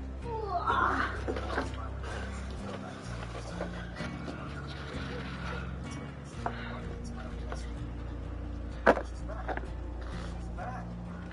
Alice still back. Next morning, Sunday, took Alice out to breakfast, stuff I told her. I haven't been one of those since her mom and I was even when she started having these nightmares again, is what I noticed on Twitter. After I set them up, I showed Alice how they worked, to give her reassurance that I could hear her when she was safe. That night, she slept soundly, didn't make a beat all night long. The following weekend, Alice had to stay with her mother again because she caught a stomach virus from one of her little friends this weekend. It was a Saturday night. I was sound asleep in my bed. At 2 a.m. is when I heard it. Woman's voice in the shop was from my baby mom. The humming / got louder, clearer as the voice got closer and closer to the mom.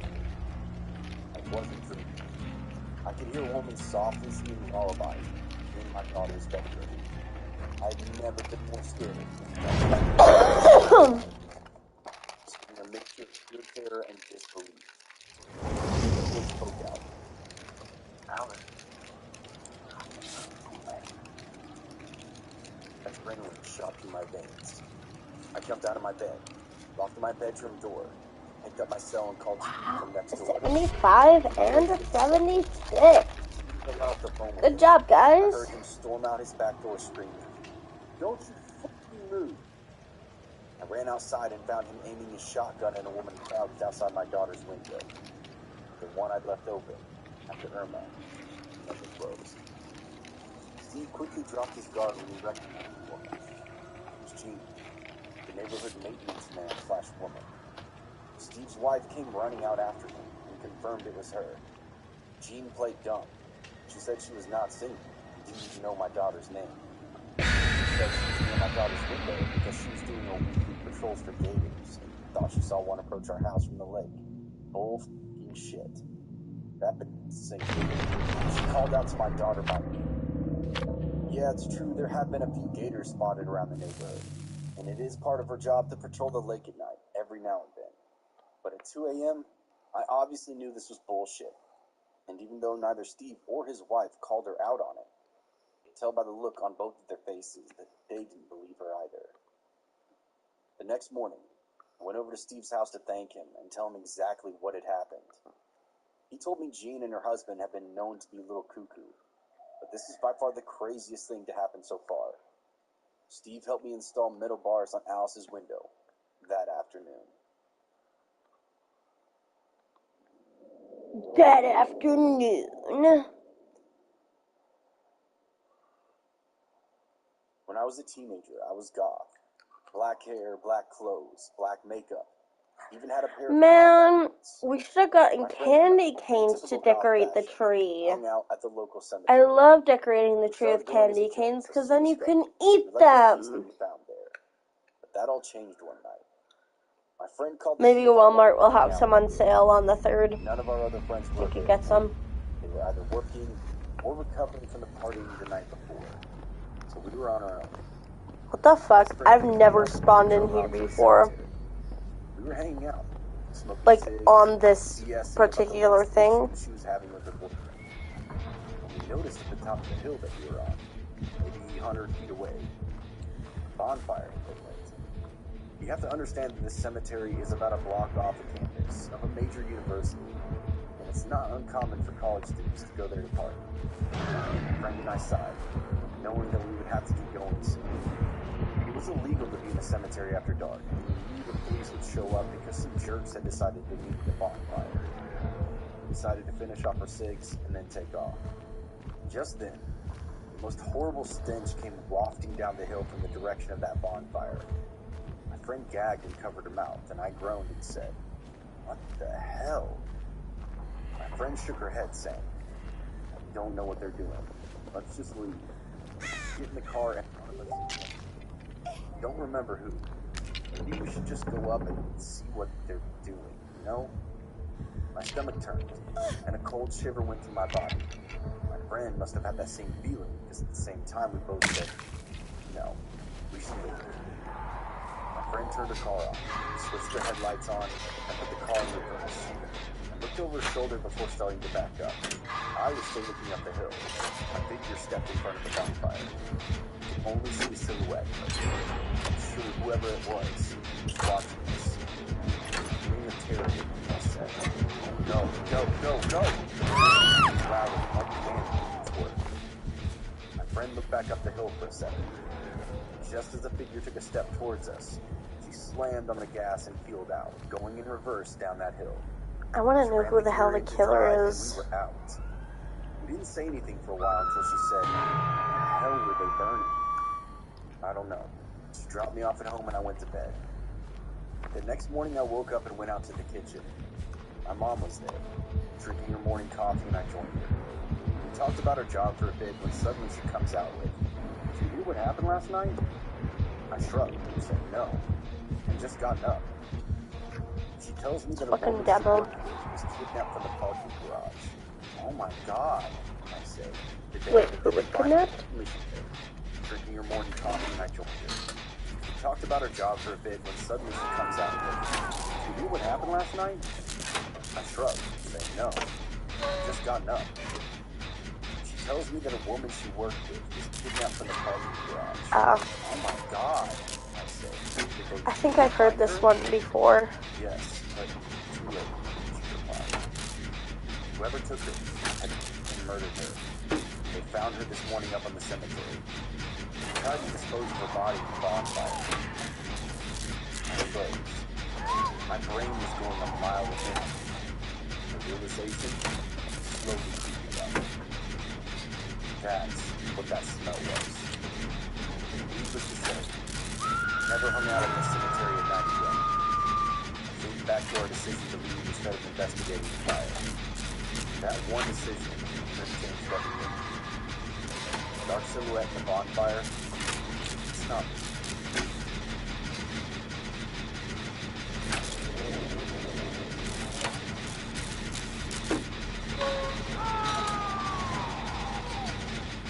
I want to start by saying that this is the first bad experience that I've had dogs. It's definitely worse. Oh yeah, I bought Merciless Storm today in the Shrine of Secrets. Early 19, I'm guessing they did too. Set up an easy way for people to contact me about dog sitting. I put out a post Oh, I on love Facebook this. and Instagram. Makes it Hoping you'll hidden. get my messages to ask the dog sitting. Got a notification from the starting with someone trying to message me. I accepted it, and the message simply said, "Me and my wife are looking to find a dog sitter while we go away for a week to Florida. You will have to work the 4th through the 11th this month. We will pay you $300 for the week. You're welcome to stay at our house or go back to your own." I started talking back and forth with this man. We're going to call him Mr. Brown for the sake of privacy. So I agreed to take the gift and told him that I would stay with him.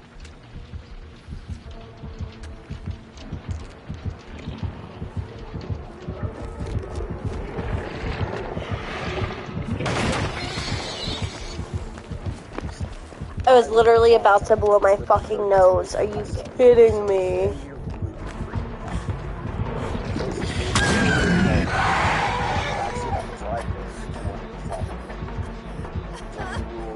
Told me where to feed them, blah, blah, blah, all that stuff. Yeah. Mrs. Brown told me about her.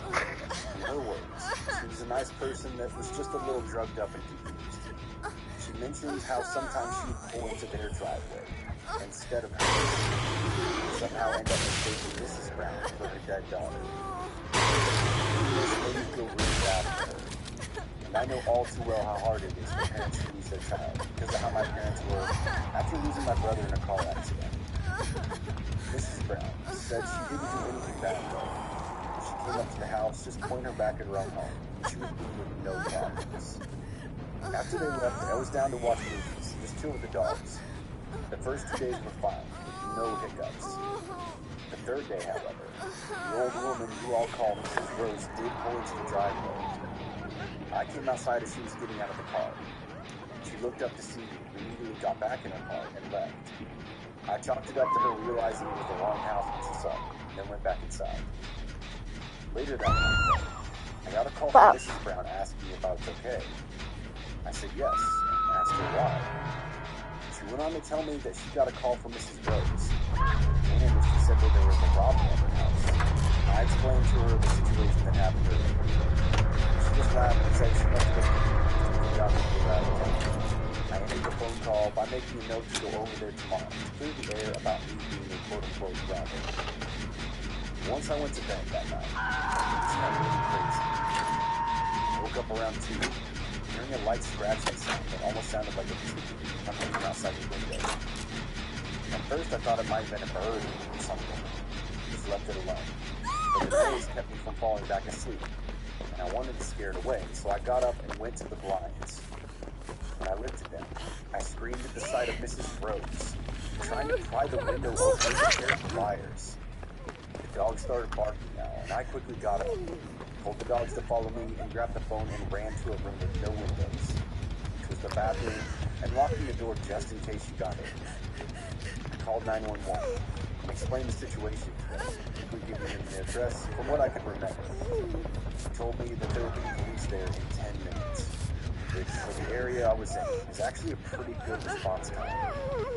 I got the dogs to be quiet and put them in the closet connected to the bathroom. Make sure that she didn't hear them. I was trying to stay calm. I could still hear her pounding on the window as I continued to talk to the operator. Then her glass shattered. I cursed under my breath, trying not to cry. I was really scared, pretty much ready to cry from the fear of being beaten to death by someone who was clearly not in the right state of mind. I whispered what was happening to the operator, hiding in the back of the bathroom in the tub. After about 4 minutes of pretty much silence, I heard footsteps. I could see feet underneath the other side of the door. I cursed to myself again. I then see Mrs. Rose get on her hands, looking under the crack, and I mistakenly let out a gasp. She quickly got up and started pounding at the door. I could tell she's still using those. Yeah, buddy, I see ya. She said they were 3 minutes out. Those 3 minutes felt like forever. I screamed at Mrs. Rose to please go away. She screamed back that I shouldn't be here. As I heard the sound of police cars, and about a minute later, them trying to kick down the door, I felt a little better. The operator told me to stay in the line until the intruder was caught. You saw me move. Fuck. Eventually they did get me. I yelled to pay attention. How did they leave? She was still banging. Once they got into the room she was, I told her to drop the weapon. She obeyed, saying she didn't believe it. The police officer told me to take her to my pocket. Detectives taken to the police station, get me in my support. Went to my parents' house just because I was too scared to be alone. The next day, I called Mrs. Brown and explained the whole situation. I got full payment, even after telling them that I wasn't going back to the house. They called me a few days later saying that Mrs. Rose was under the influence of drugs. And in her words, she told the police that she was going to take care of the robber and that she did nothing wrong. She was charged with breaking and entering, which is kind of ironic. After that, I quit dog sitting. A lot more paranoid, always. Make sure that my doors and windows are locked at all times. So Mrs. Rose, wherever you are, it's not me again.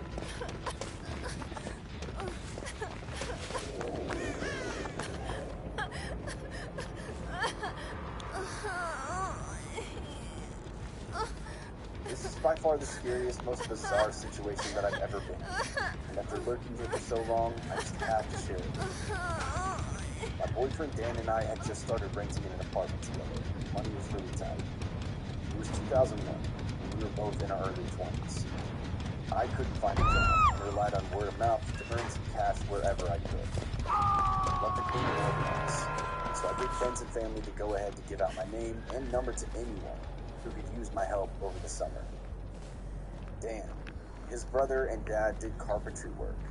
and also got work through word of mouth. None of them had too many exciting stories to tell other than work in a hoarder's home or odd requests as far as cabinet design or placement.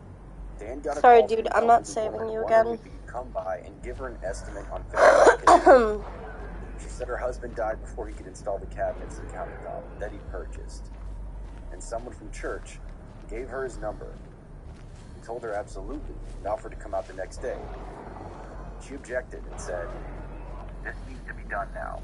That's why I called. They said you could help me. What am I supposed to do? I'm an old woman. I live all alone. My husband died. Dan was a really chill guy and kept calm, explaining that I had his car and that I was out running errands and would be gone for a couple of more hours, and by the time I was home, it would be much too dark for him to come out. Let me also note that although Dan had a soft, not very masculine voice, he was a big guy, about 6 foot Bet four he's and gonna very come down muscular. here.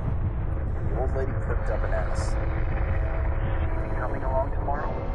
in the sweetest voice. Dan said looking back, this should have been a red flag by the tone of her voice, and the fact that she was so adamant about him coming right at that moment. But as soon as she heard that he had a girlfriend, she changed her tune, got excitement in her voice, and was asking about the next day like it was no problem for her to now wait. In the moment, he didn't see anything weird about it, and he felt bad for her, because he thought she must have been lonely and just wanting some kind of company to talk to. The next day, we both headed to her house. We brought along a small bouquet of flowers that we got at the grocery store to give her. I figured she would enjoy chatting while Dan checked out her kitchen, and maybe I could come with Dan and help her with other things around the house while he worked, if she needed me. Her township was about her, but I was excited to go because this township is well known to have really old houses and mansions.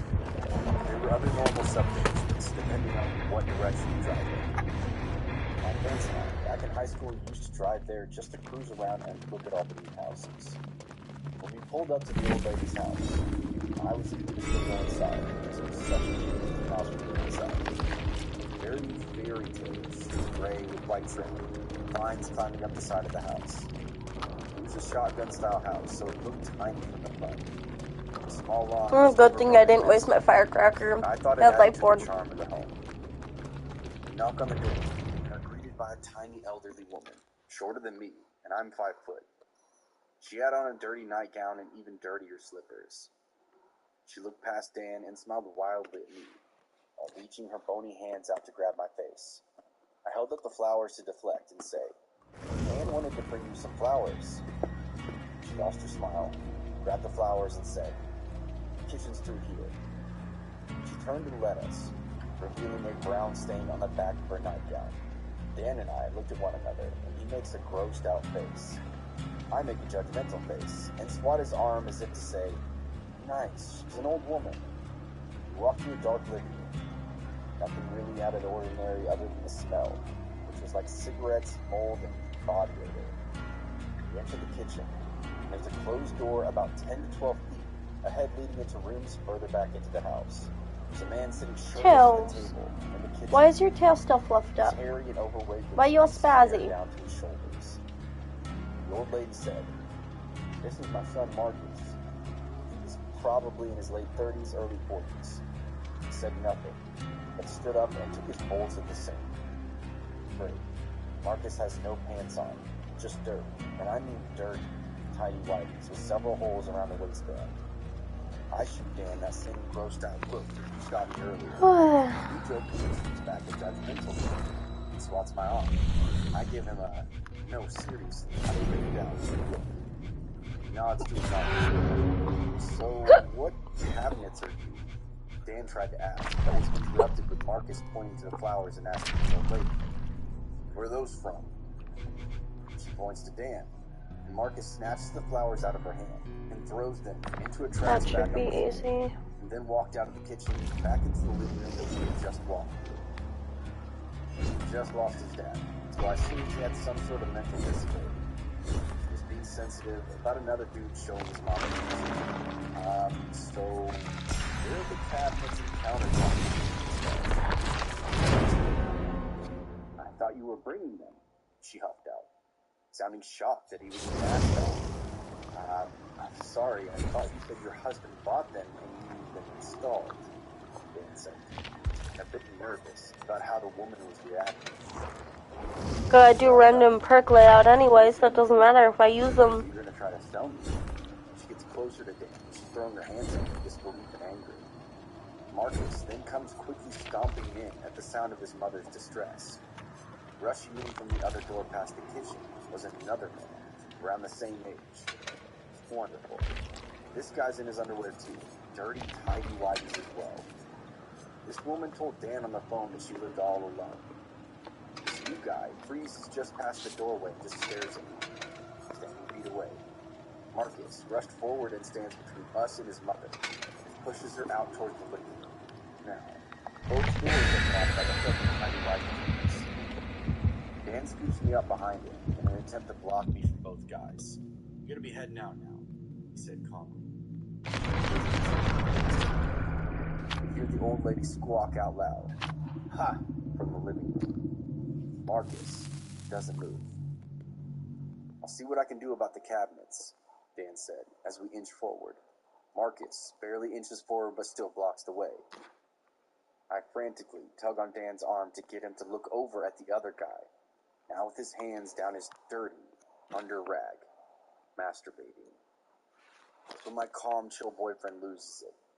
I've never heard him scream like this. And he remembered from growing up how his brothers taught him how to deal with bullies. Say some crazy, messed up shit to them. They'll be too stunned to react. So Dan screamed with rage. The last person that cornered me got beat to f***ing death. I'll f***ing kill you and your f***ing mom if you don't get the f*** out of my way. Dane's popping, spit flying. Marcus looked surprised. He rushed past us towards his brother, and for a split second, we both thought he was going to attack Dan.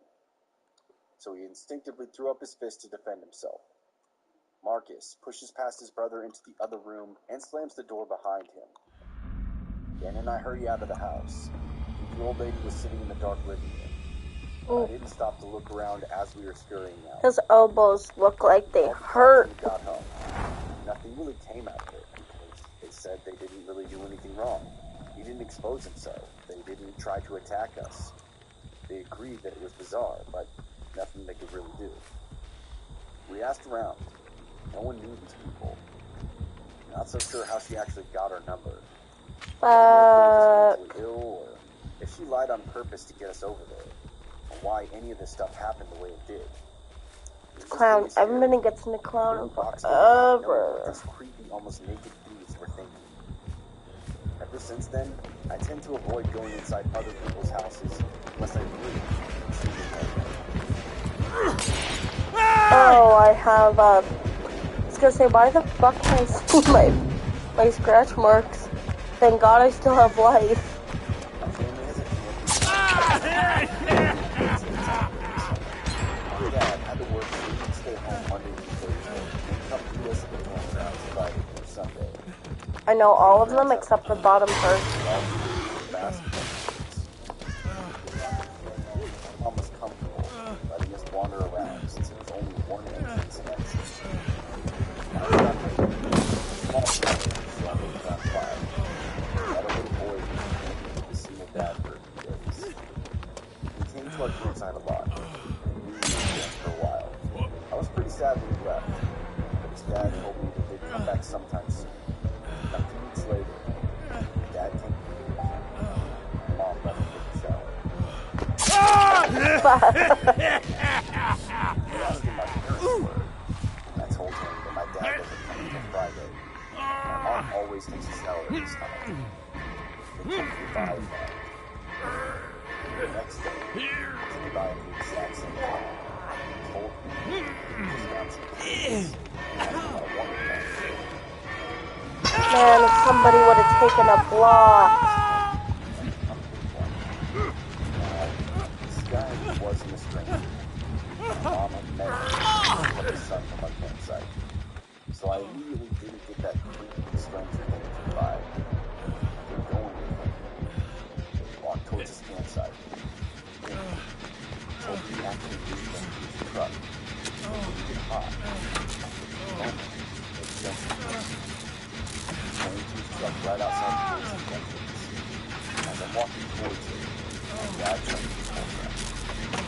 day off of work so he can spend more time with us. Then asked, what's going on? And I said, Tommy's dad said he has kittens in his truck and I can have one. My dad gets out of his car, tells me, run back to the campsite. So I do. A little while later, my dad gets back to the campsite himself and tells me, never go alone with an adult anywhere, even if I know them. I asked my mom years later about the whole thing. She told me my dad beat that guy's ass and then called the cops.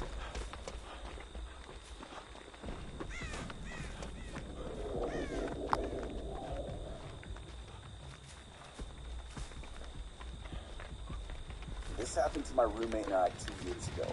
We drove into the national forest just outside the town we live in. We go to a small college in New England, about 3 hours from any major city. For context, this forest has quite a few urban legends surrounding it and the local community. Although they don't go there often, I don't trust the I have a snowmen. lot of superstitions about how to be safe while there. I Oh, just okay, broke up good. with my It's partner, such a and way. my roommate could sense I was feeling down. Finals were just around the corner, so she decided to help me get my mind off of things and suggested we go to a nice spot that she had found last week. Just chill and de-stress. We took a couple of beers with us and drove to the secluded spot in that forest. From the moment we left the main asphalt road into the forest, I saw a couple of things that unsettled me. You could see the abandoned houses of a ghost town from the higher ground that the road was on. I saw this old doll hanging from a rope on a tree. Creepy, but I really didn't give it much of a second thought.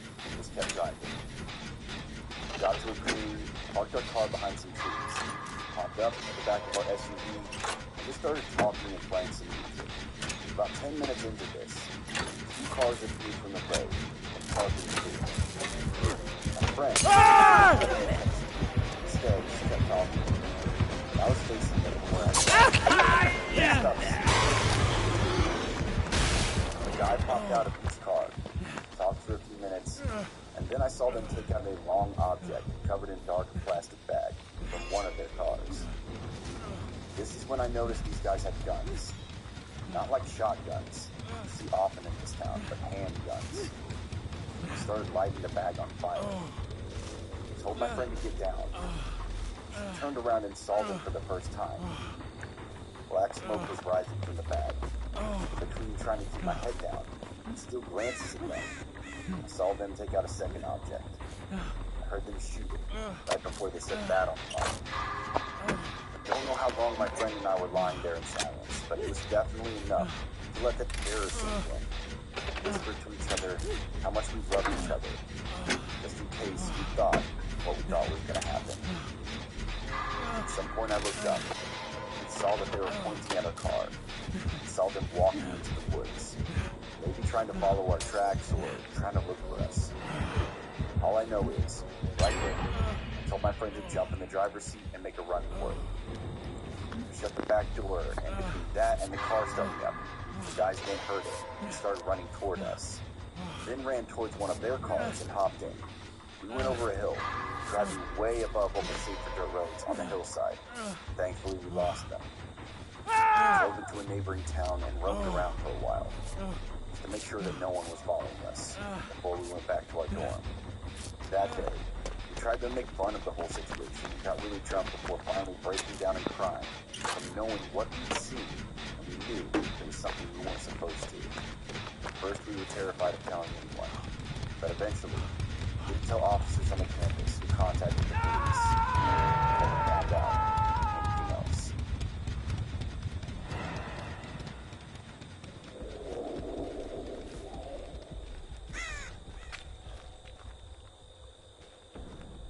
So I was driving by myself on a highway in Maine, cranking killer tunes and slamming Mountain Dew big gulps, and sucking back on some American Spirit lights. I decided to go hog wild at a Taco Bell drive-thru, ordered an enormous amount of food, extra fixings. Live miles. Of course, about 40 minutes after I ate, my stomach began seizing and cramping. There was to be no refunds, no returns. Luckily, I see a rest stop coming in about 2 miles. I floor it and pull in. It's about 1:30 a.m., and it seems pretty vacant. There's only one other vehicle in the lot. Windows steamed up. I assume it's just another road tripper who had to pull over to run one out. We've all been there. No judgment. I get out of my car and run into the men's room. I was holding the bottom of my pants when I ran in, because I wasn't sure I was going to make it. Finally, I'm in the stall. It's not a good scene. Figuring I would be in there for a while, I got my smokes and a copy of Mad Magazine. I always keep my car for emergencies like this. I'm working on my fourth American Spirit when I hear another person come in. Footsteps stop. I can hear them taking deep breaths. I holler out, "Hey man, I keep those breaths shallow." No response. I see huge feet in front of the stall. Huge. Gotta be at least a size 17. Dirty as shit, too. I sat in silence staring at these huge shoes. A sudden ass blast squeezed out, and the sound echoes in the empty restroom.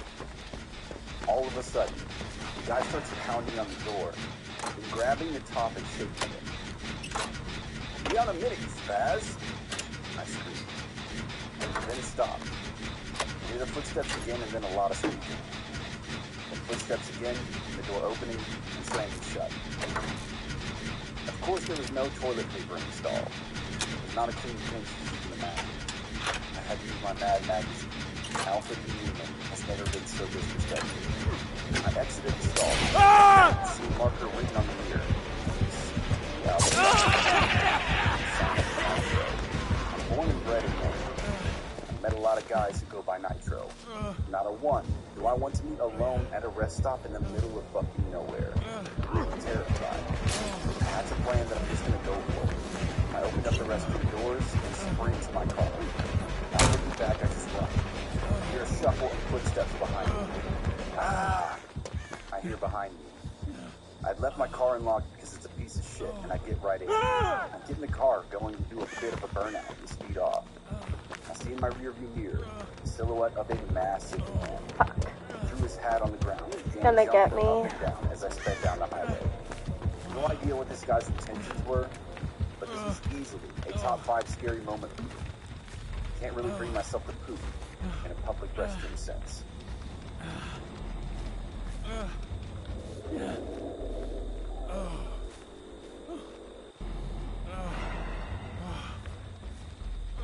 I recently received a friend request that reminded me of the story, so I'm going to share it here.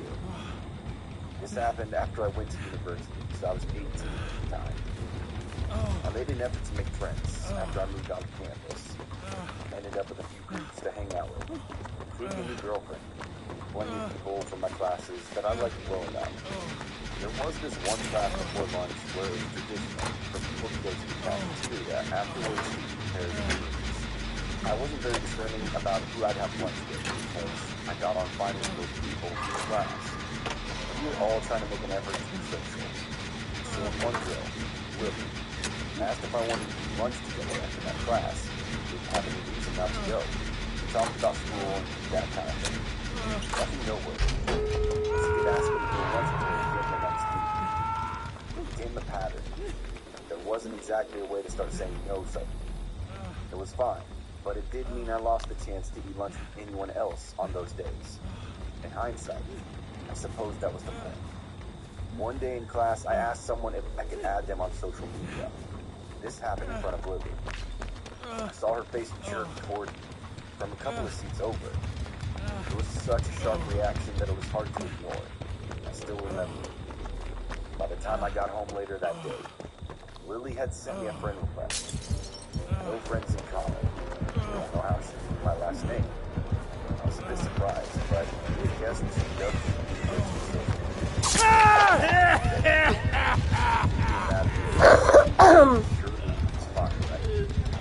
A message to her commenting on anything that I posted.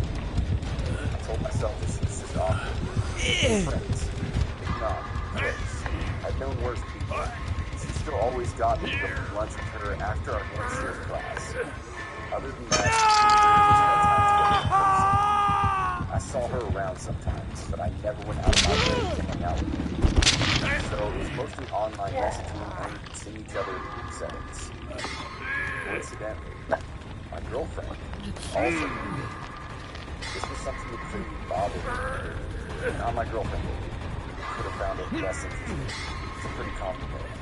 She occasionally hinted that she wanted my girlfriend to be a different name, or joked about her not suiting her.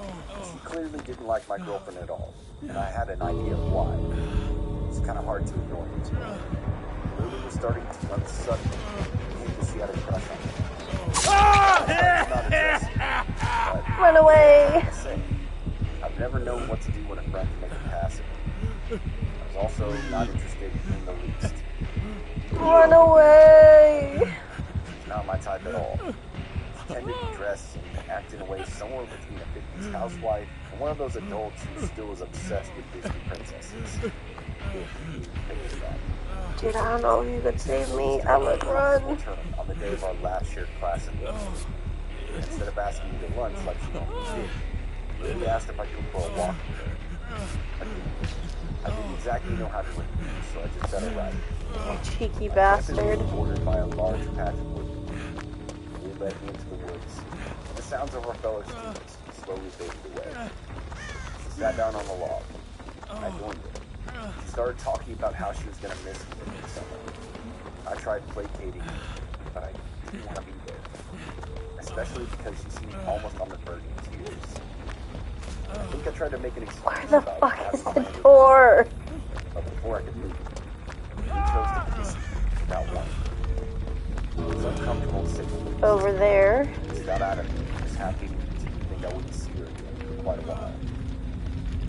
I came back to the university after summer. Bruv, I'm so sorry. Without going off topic, there were some serious issues within my friend group. A lot of petty arguments. Oh, I'm so sorry. Basically, the whole mess made me recontextualize things with Lily, because it suddenly didn't seem as bad. With all that being said, I didn't want to be alone with her. Most of the time, she was still constantly messaging me after all. One upside of everything was that I started moving forward. Lily was not pleased to hear that news. I think she hoped to sneak in after I broke up with my girlfriend. Like I said before, that was never going to happen. There wasn't a big gap between my breakup and this new relationship, so she must have thought she missed her chance. This is where the story gets pretty bad. At this time, I was fairly active on Tumblr.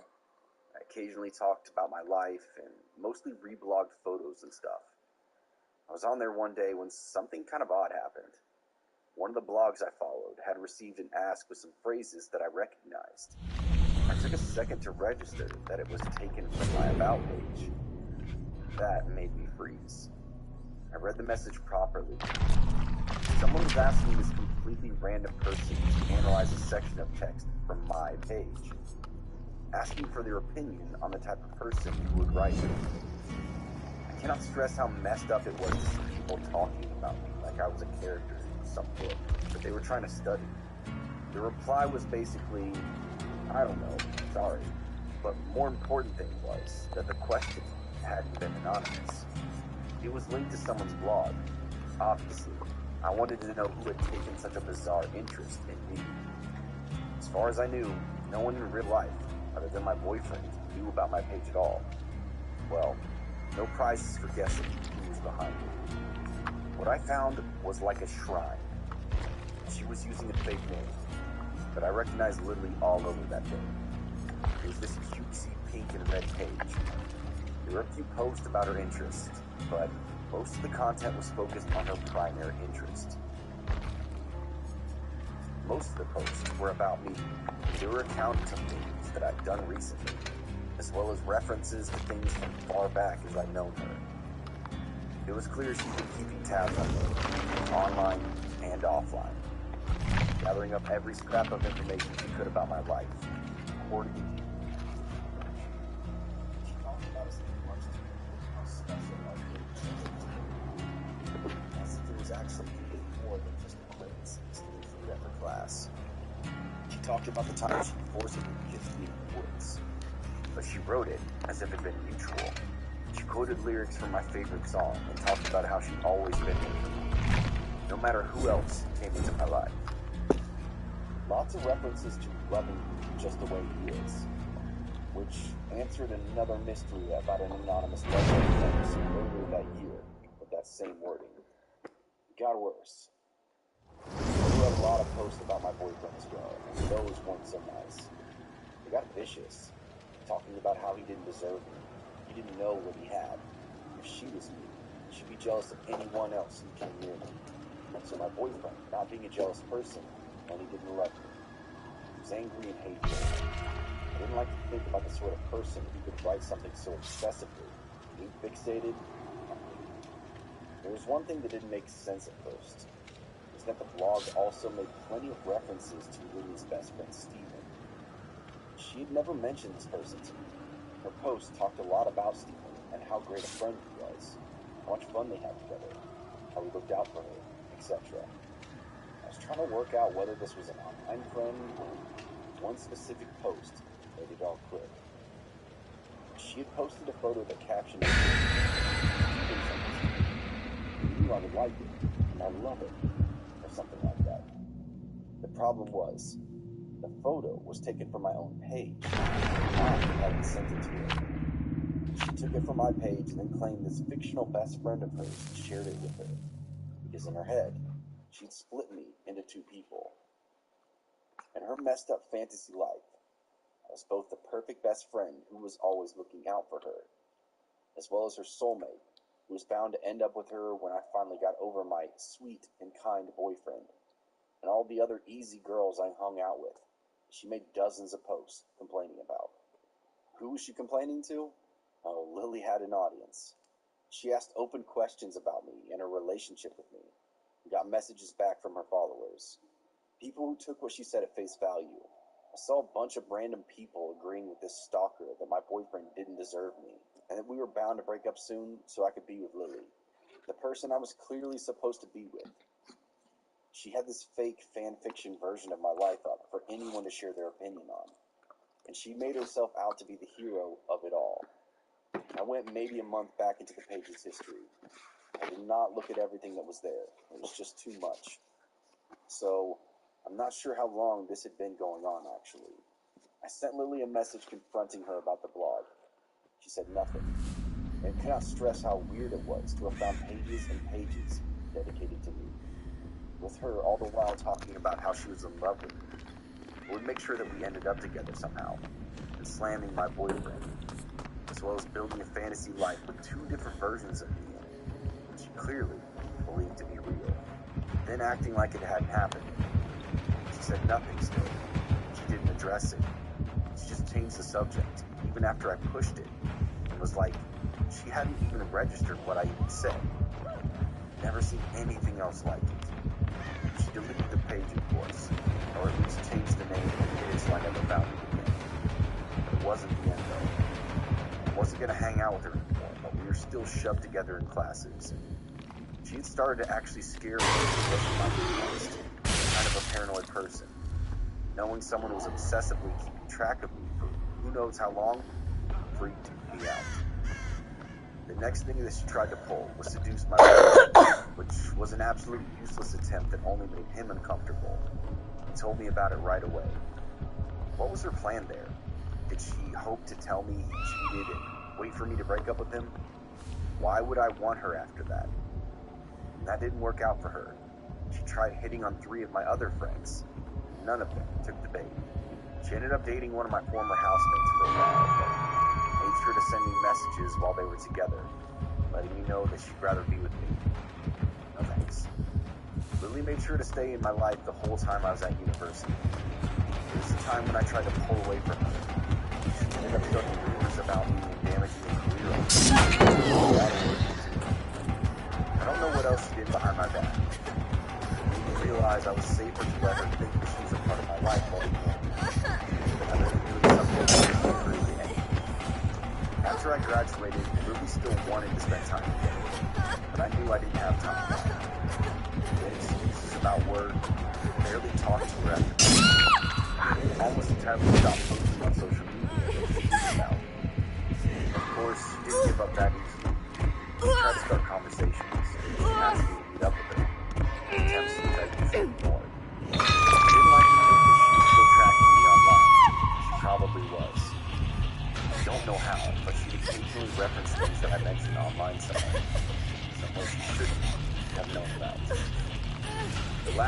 a real conversation, she sent me a message out of nowhere.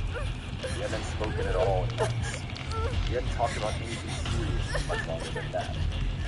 Thinking about that conversation still makes my skin crawl, but I'll summarize what had happened. At first, she was asking me some questions about how long I'd known I was cheating. I told her some basic stuff, the kind of thing I'd tell anyone who asked. She chose the subject. She started talking to me about how I would feel about her if she was a boy, about wanting to be a boy for me. She went into plenty of detail about fantasies she had about the two of us. I know we were around friends at this point. We've never been especially close, at least not from my perspective. We hadn't barely spoken for years. I can't imagine sending messages like that to even a close friend, let alone someone who barely even knows me. I tried telling her not to pull this crap. She decided to change tactics. She sent photos of herself, followed by a bunch of messages, maybe 4 or 5 a minute. Way too fast for me to reply before the next one would arrive. Basically quoting back what I told her about myself in my past earlier. She was telling me these things as if they happened to her. She was role-playing as me. The worst part was that she seemed to believe that it was real, that those things actually happened to her. Even when she was quoting word for word, things I told her only hours before were now her life. It was like she was trying to absorb my history, to take it over, to make my life part of her. Yeah, I didn't talk to her again after that. I ignored future attempts she made to talk to me, and I eventually silently deleted her from inactive social media, which was her only real way of contacting me.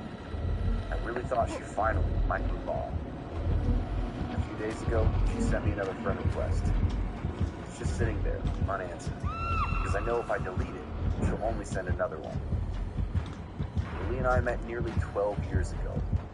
This story is just the highlights, and even then, it's the only stuff I know about. A lot happened behind my back. I know it did. So, the girl who spent 12 years obsessing over me, stalking, harassing, fantasizing about me, it's not me again. Fantasy life you built for the two of us is in your head, and it's the only place you'll be seeing anytime soon.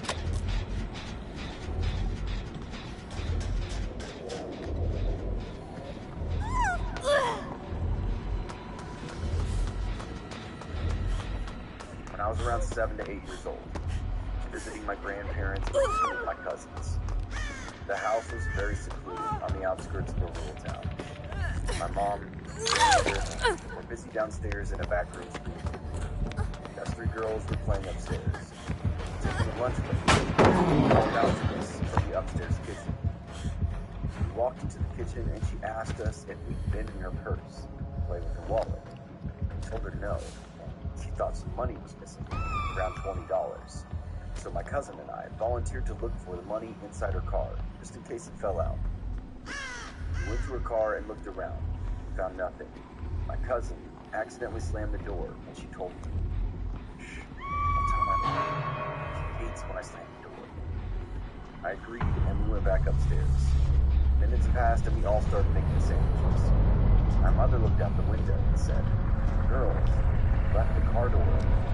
We ran to the window, kind of froze for a second, and we assured them that we did not leave any car door open and confessed to actually slamming the door that was open.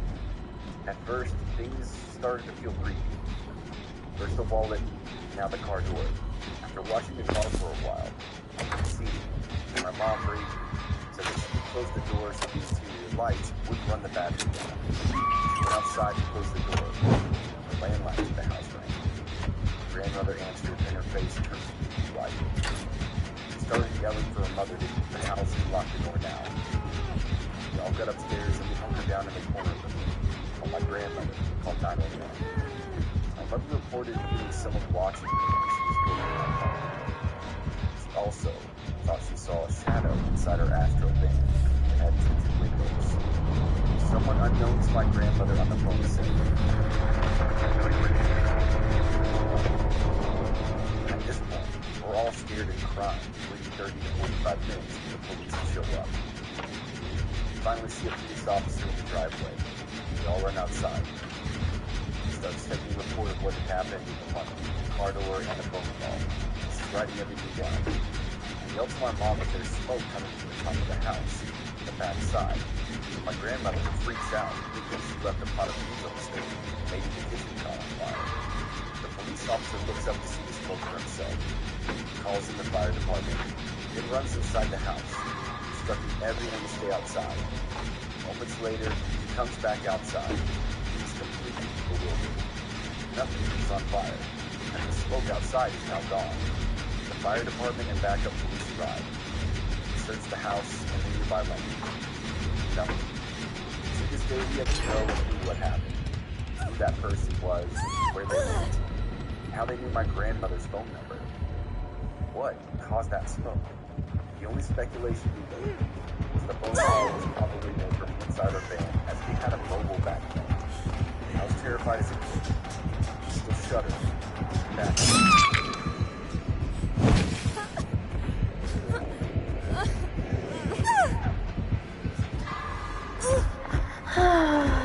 This is actually my stepmom's and her best friend's story. I have my own, but I'm so hesitant to drag something up. I'm hoping that telling someone else's will open me up to it. I don't just kill myself. Fucking save yourself. He hasn't been hooked once. Yep, he's fucking hiding in a locker anyway. So, I'm not gonna prolong it.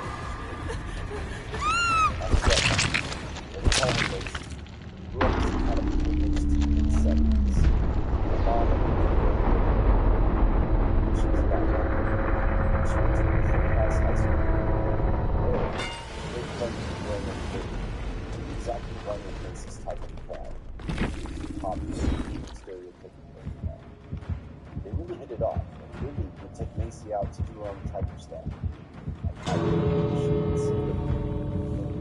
Because of Lily's influence, the two of them would do stuff like that at a good amount.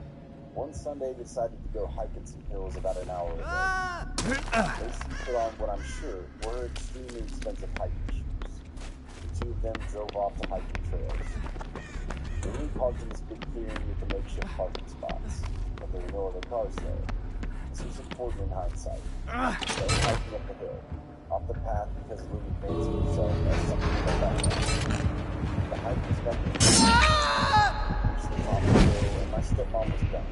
The polished and pampered side of it was coming down. She groaned. Until Lily, who said, okay, and started walking down the hill. Time to go.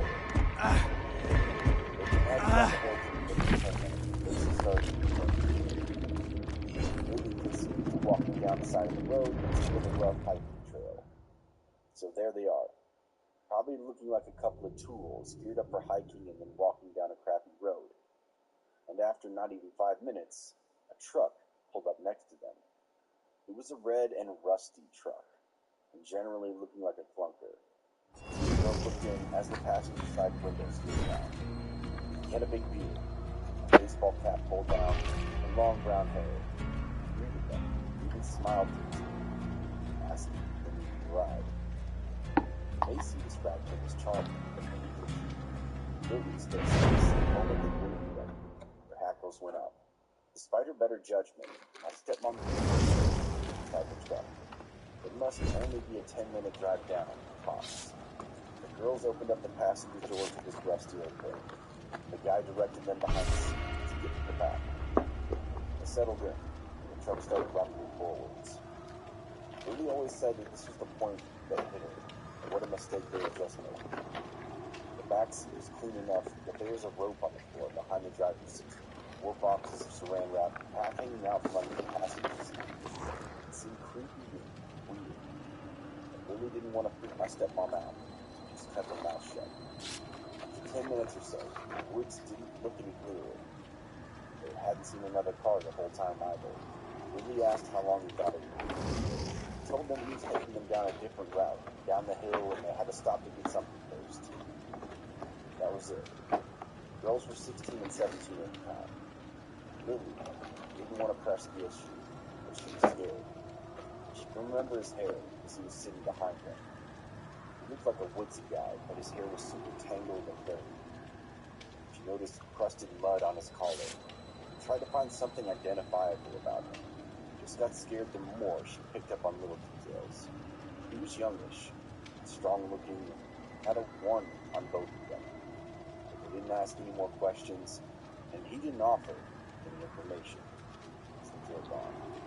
Several minutes after that, they reached a tiny shack or a log cabin place, right there in the middle of the trees. There was an old stump where someone had been chopping wood and a huge axe stuck into the log. It was definitely not better right now. The guy turned off the truck and slipped out of it, saying, "We're right back. Don't get out." Lily tried to talk to my stepmom about how she was incredibly uncomfortable. She mostly just dismissed it.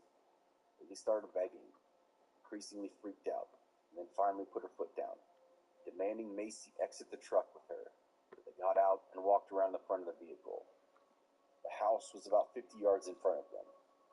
They wandered around, looking at it, hesitantly.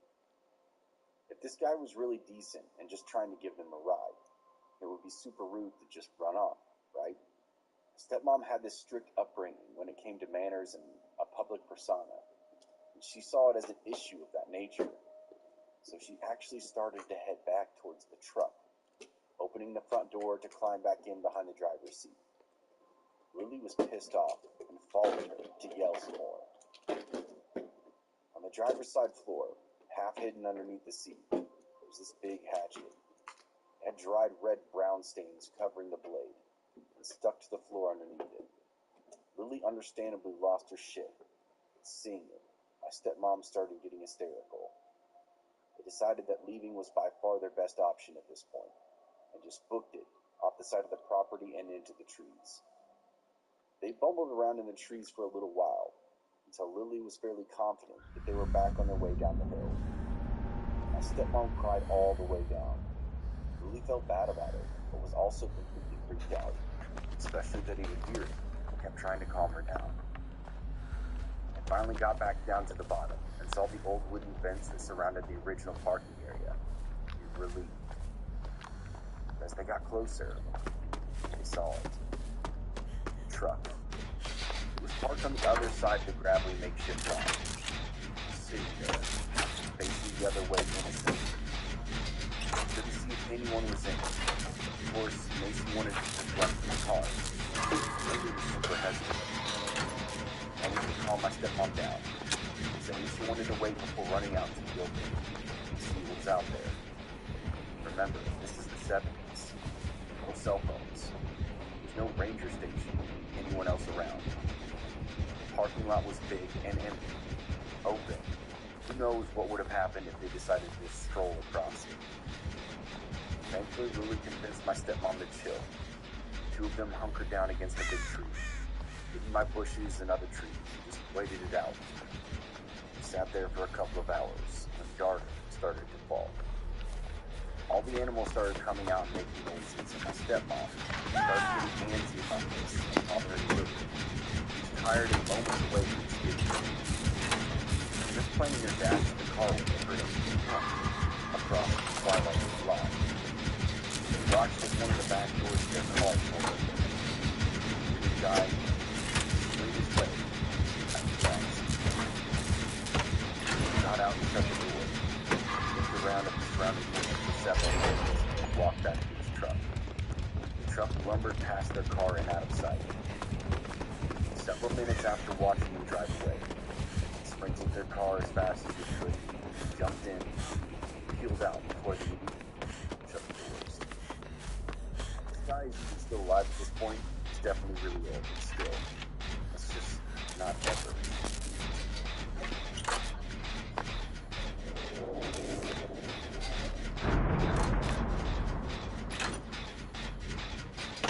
Yeah. When I was 14, I was We happy do to gens here.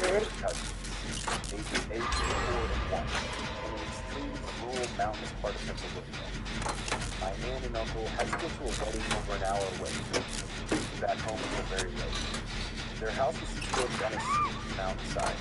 Their back deck had a 15-foot drop onto a rocky river road, down into the river. The closest neighbors were about a half a mile away. The closest main road was a mile away. At night, there were no lights to be seen anywhere around them. Basically, middle of nowhere.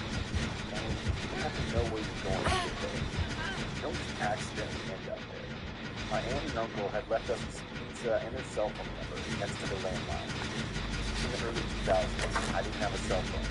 If I did, I wouldn't be reception there anyway. So after leaving the pizza and the number, they headed out. The baby was already asleep. The 4-year-old wasn't feeling very well. He was quietly watching TV in the living room as she dozed off.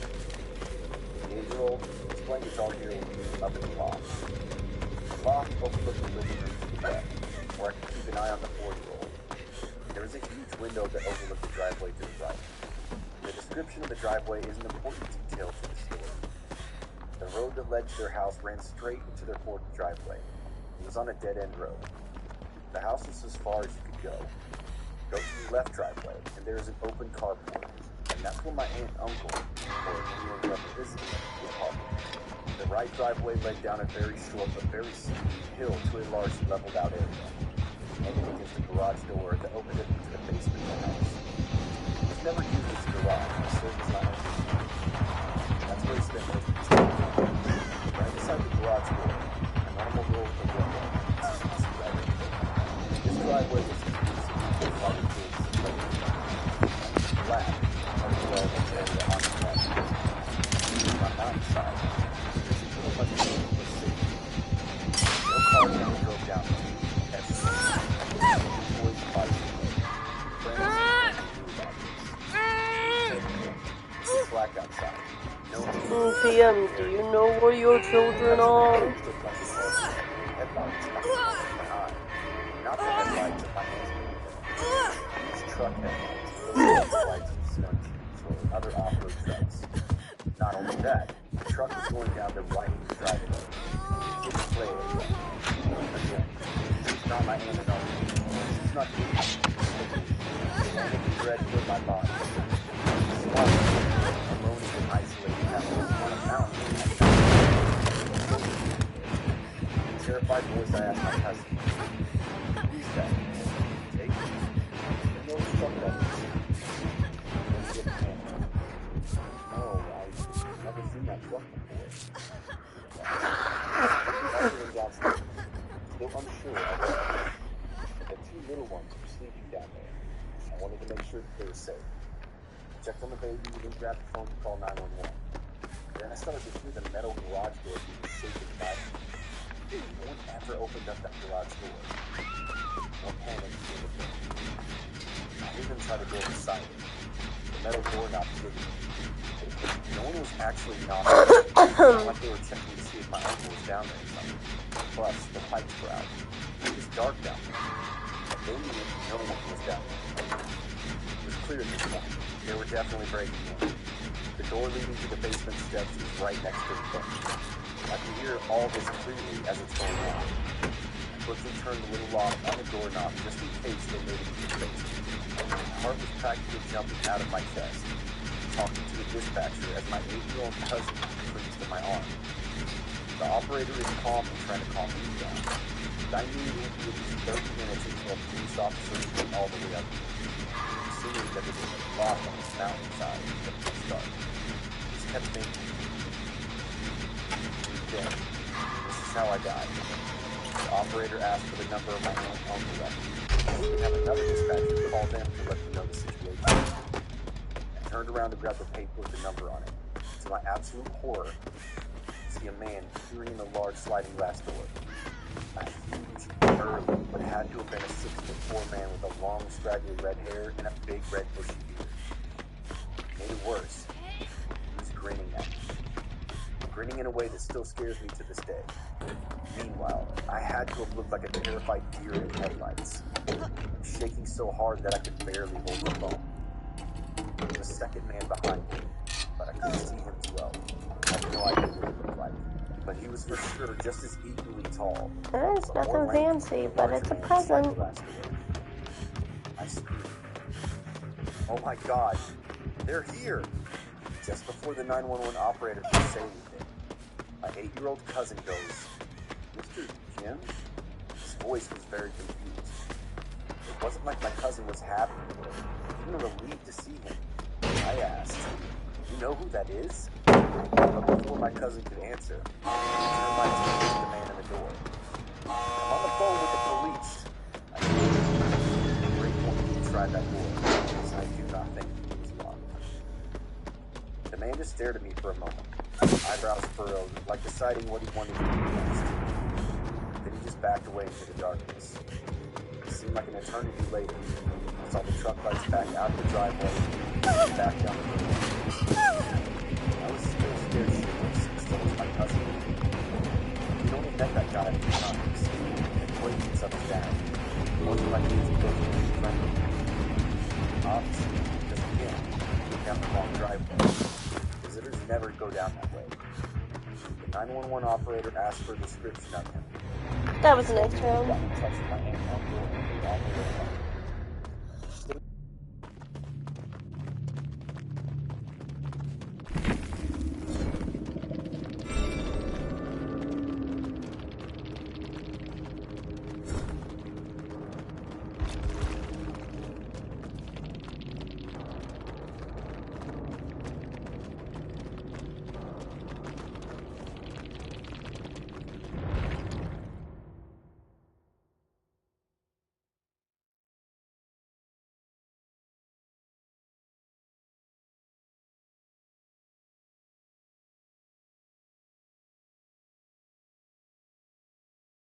And he also had to have known my uncle was not there, because that basement was completely dark.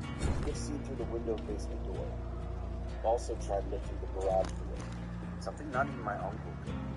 He intended to break into the basement. That much is very clear. No other explanation. He never did babysit for them again. I don't think I ever went back up there, because not long after that, I divorced my uncle and moved out. So, Mr. Jim, the green, burly mountain man who tried to break into the house where I was, it's not me today.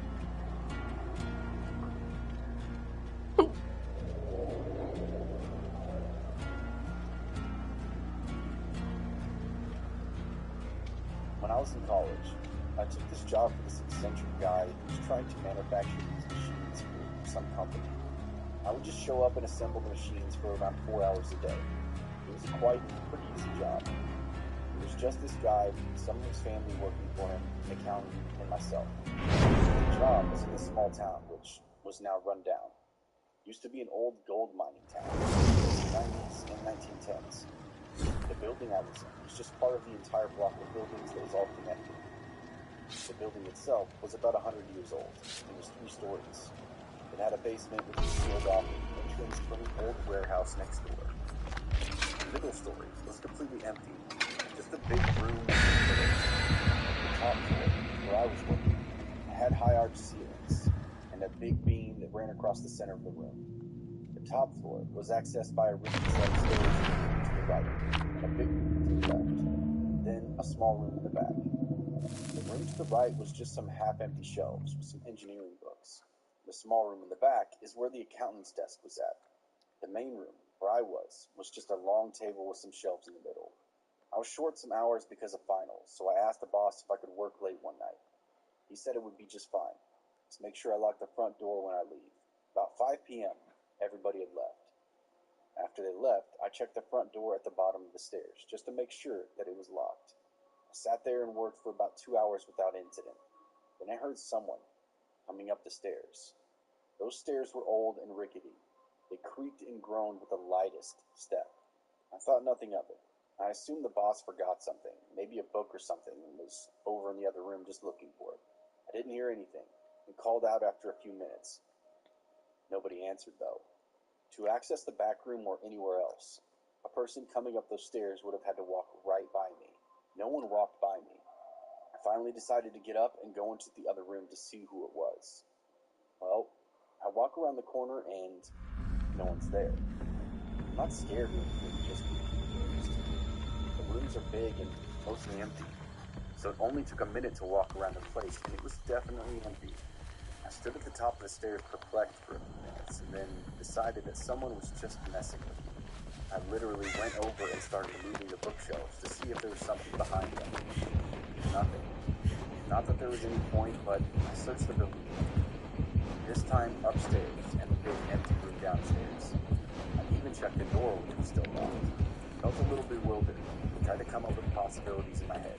I finally came to the conclusion that someone in another part of the building must be doing some construction or something, causing those stairs to shake. It was a long shot, but what alternative was there? I went ahead and clocked out, went down the stairs, and made sure the front door was locked. This was my first time working late, and the boss told me to be sure that that door was locked when I left. I even double-checked it. My plan was to go next door and see if they were doing some sort of construction or something. I felt like I needed an excuse as to why I didn't get much done. But I was walking around trying to figure out who walked up those stairs. When I went outside, I realized the entire block... Looking proper again, are you serious? This is an old industrial area. Not only was the block... It's a different guy, though. ...every block around it, I was still convinced that someone was in another building, and they caused the stairs to shake.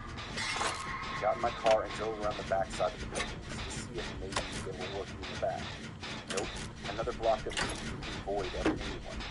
To me, being in a desolate area like that is completely weird of whatever caused those stairs to shake. I circled around the entire block in less than a minute. Decided that I would just go home. To drive back by our building, my heart about to explode. The front door is now wide open. So it's about 7:30 p.m. It's black outside except for a street light at the very end of the block. There are no cars or people anywhere, as far as I can see. Stop the car and just sit there like a idiot, staring for about a minute. I finally calmed down and decided to drive right up next to the door and see if I can see any lights in the building. Nope, again, it's dark inside. At this point, I'm debating how badly I want to do this job. I worked at Kmart before this, and I simply don't want to go back to working with customers. This job paid a lot better as well. If I leave with that door wide open, I can get fired. If I go close the door, I'm gonna probably shit my pants out of fright. Before college, I found my balls. With the car still running, got out, ran over to the door, and slammed it shut. Then twisted the door and it was locked. Damn, get gen rushed. It seemed like minutes, but it probably took a fraction of a second. I opened up the door just enough to get inside and turned the lock. Slammed the door again. Twisted the handle again to make sure that it was locked. But before I could take my hand off the handle, even if I had looked, I wouldn't have seen it as the stairs were pitch black. But needless to say, it turned pale white and I was back in my car. Here, I was driving so fast I had to slam on the brakes for the stop sign. I don't know what possessed me, but I looked over my shoulder. Just out of morbid curiosity. It was dark, but I could see the door. It was still shut. I went back to work the next day, debating for a long time what I should say. I finally decided I had to sit down and talk to the guy's son. And I explained that something kind of weird happened to me last night. He replied by asking me if I heard noises. I turned my head up and down. He told me that he thinks this place is haunted or something. He said he used to work nights and would see shadows and hear noises, but he wouldn't go into detail. He just said that he doesn't work alone or at night anymore. He said, I shouldn't work at night anymore either.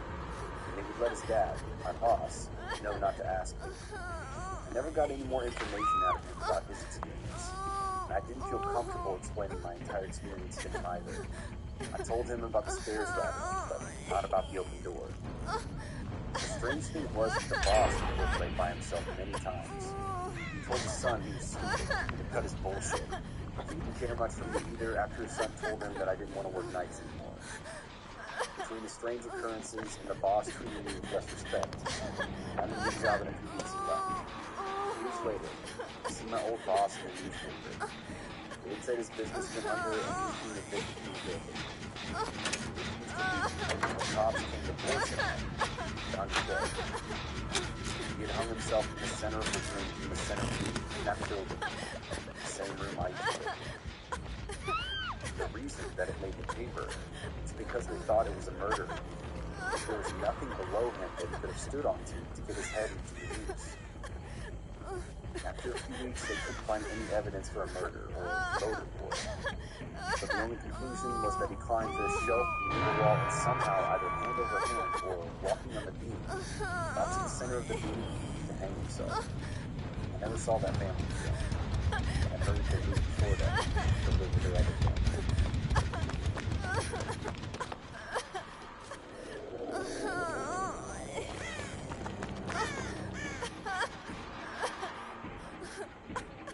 I was born and raised in North Dakota. Back when I was in high school, a group of us would research murders that occurred out in the county. We would then go out and find the scenes, film exploration of the county. Something that we knew all about raising about 60 years teenage boys. Eventually, we ran out of places to go. We got really good at finding abandoned rural farmsteads, finding driving dirt roads, and just looking for signs. Rut roads, deliberate tree roads, old mailboxes, common markers. We were out looking for the road in the county place. Close to the new building discovered an old, not too old, house. That padlocks on the outside doors that were knocked off pretty easily. Spouts again. All with flashlights. We lit up the kitchen/dining area. The initial thing that you noticed. It was strange because of how normal that living is. Except for me, not one was out of place. The only thing was, there'd been dozens of these houses. Place settings were first, especially unbroken ones. Please don't run into the truck. She's going to.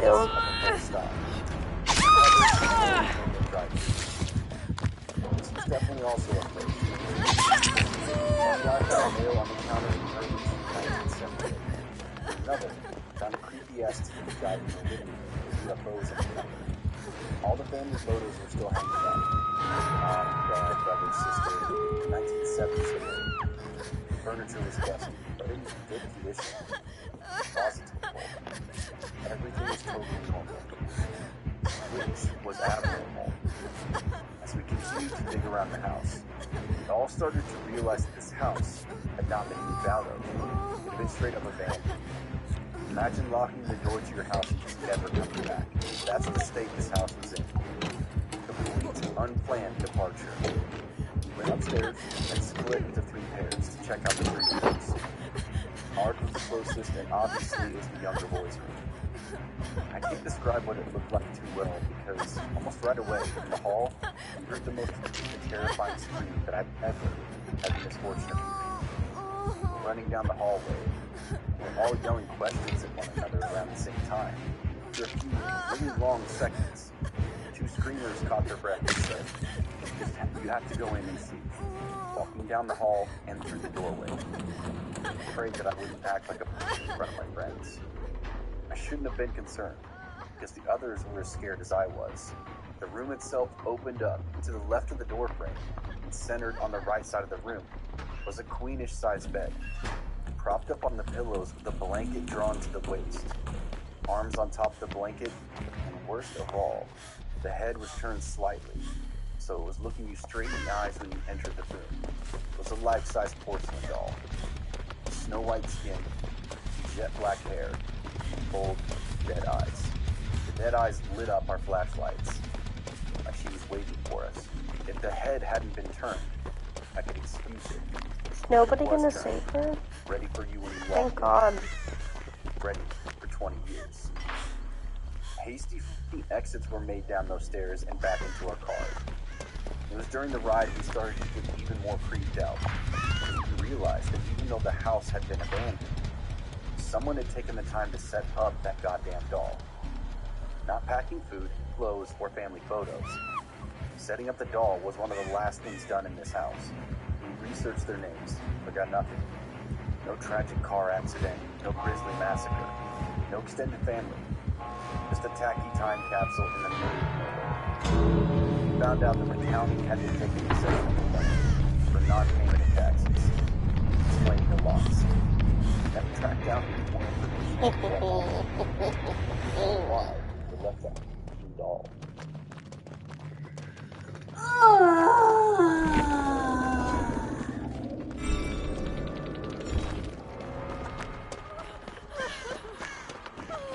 In early 2007, I was on a traveling team. There were 8 of us on a team, and the team members were switched every single year. We were invited to Oh, girl.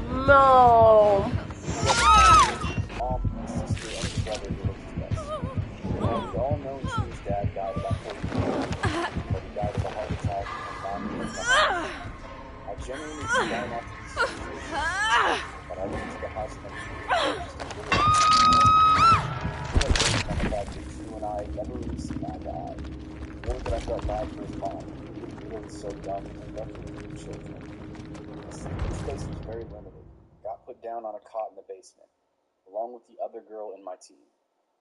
The basement wasn't a creepy basement by any means. It had been refinished and was pretty comfortable.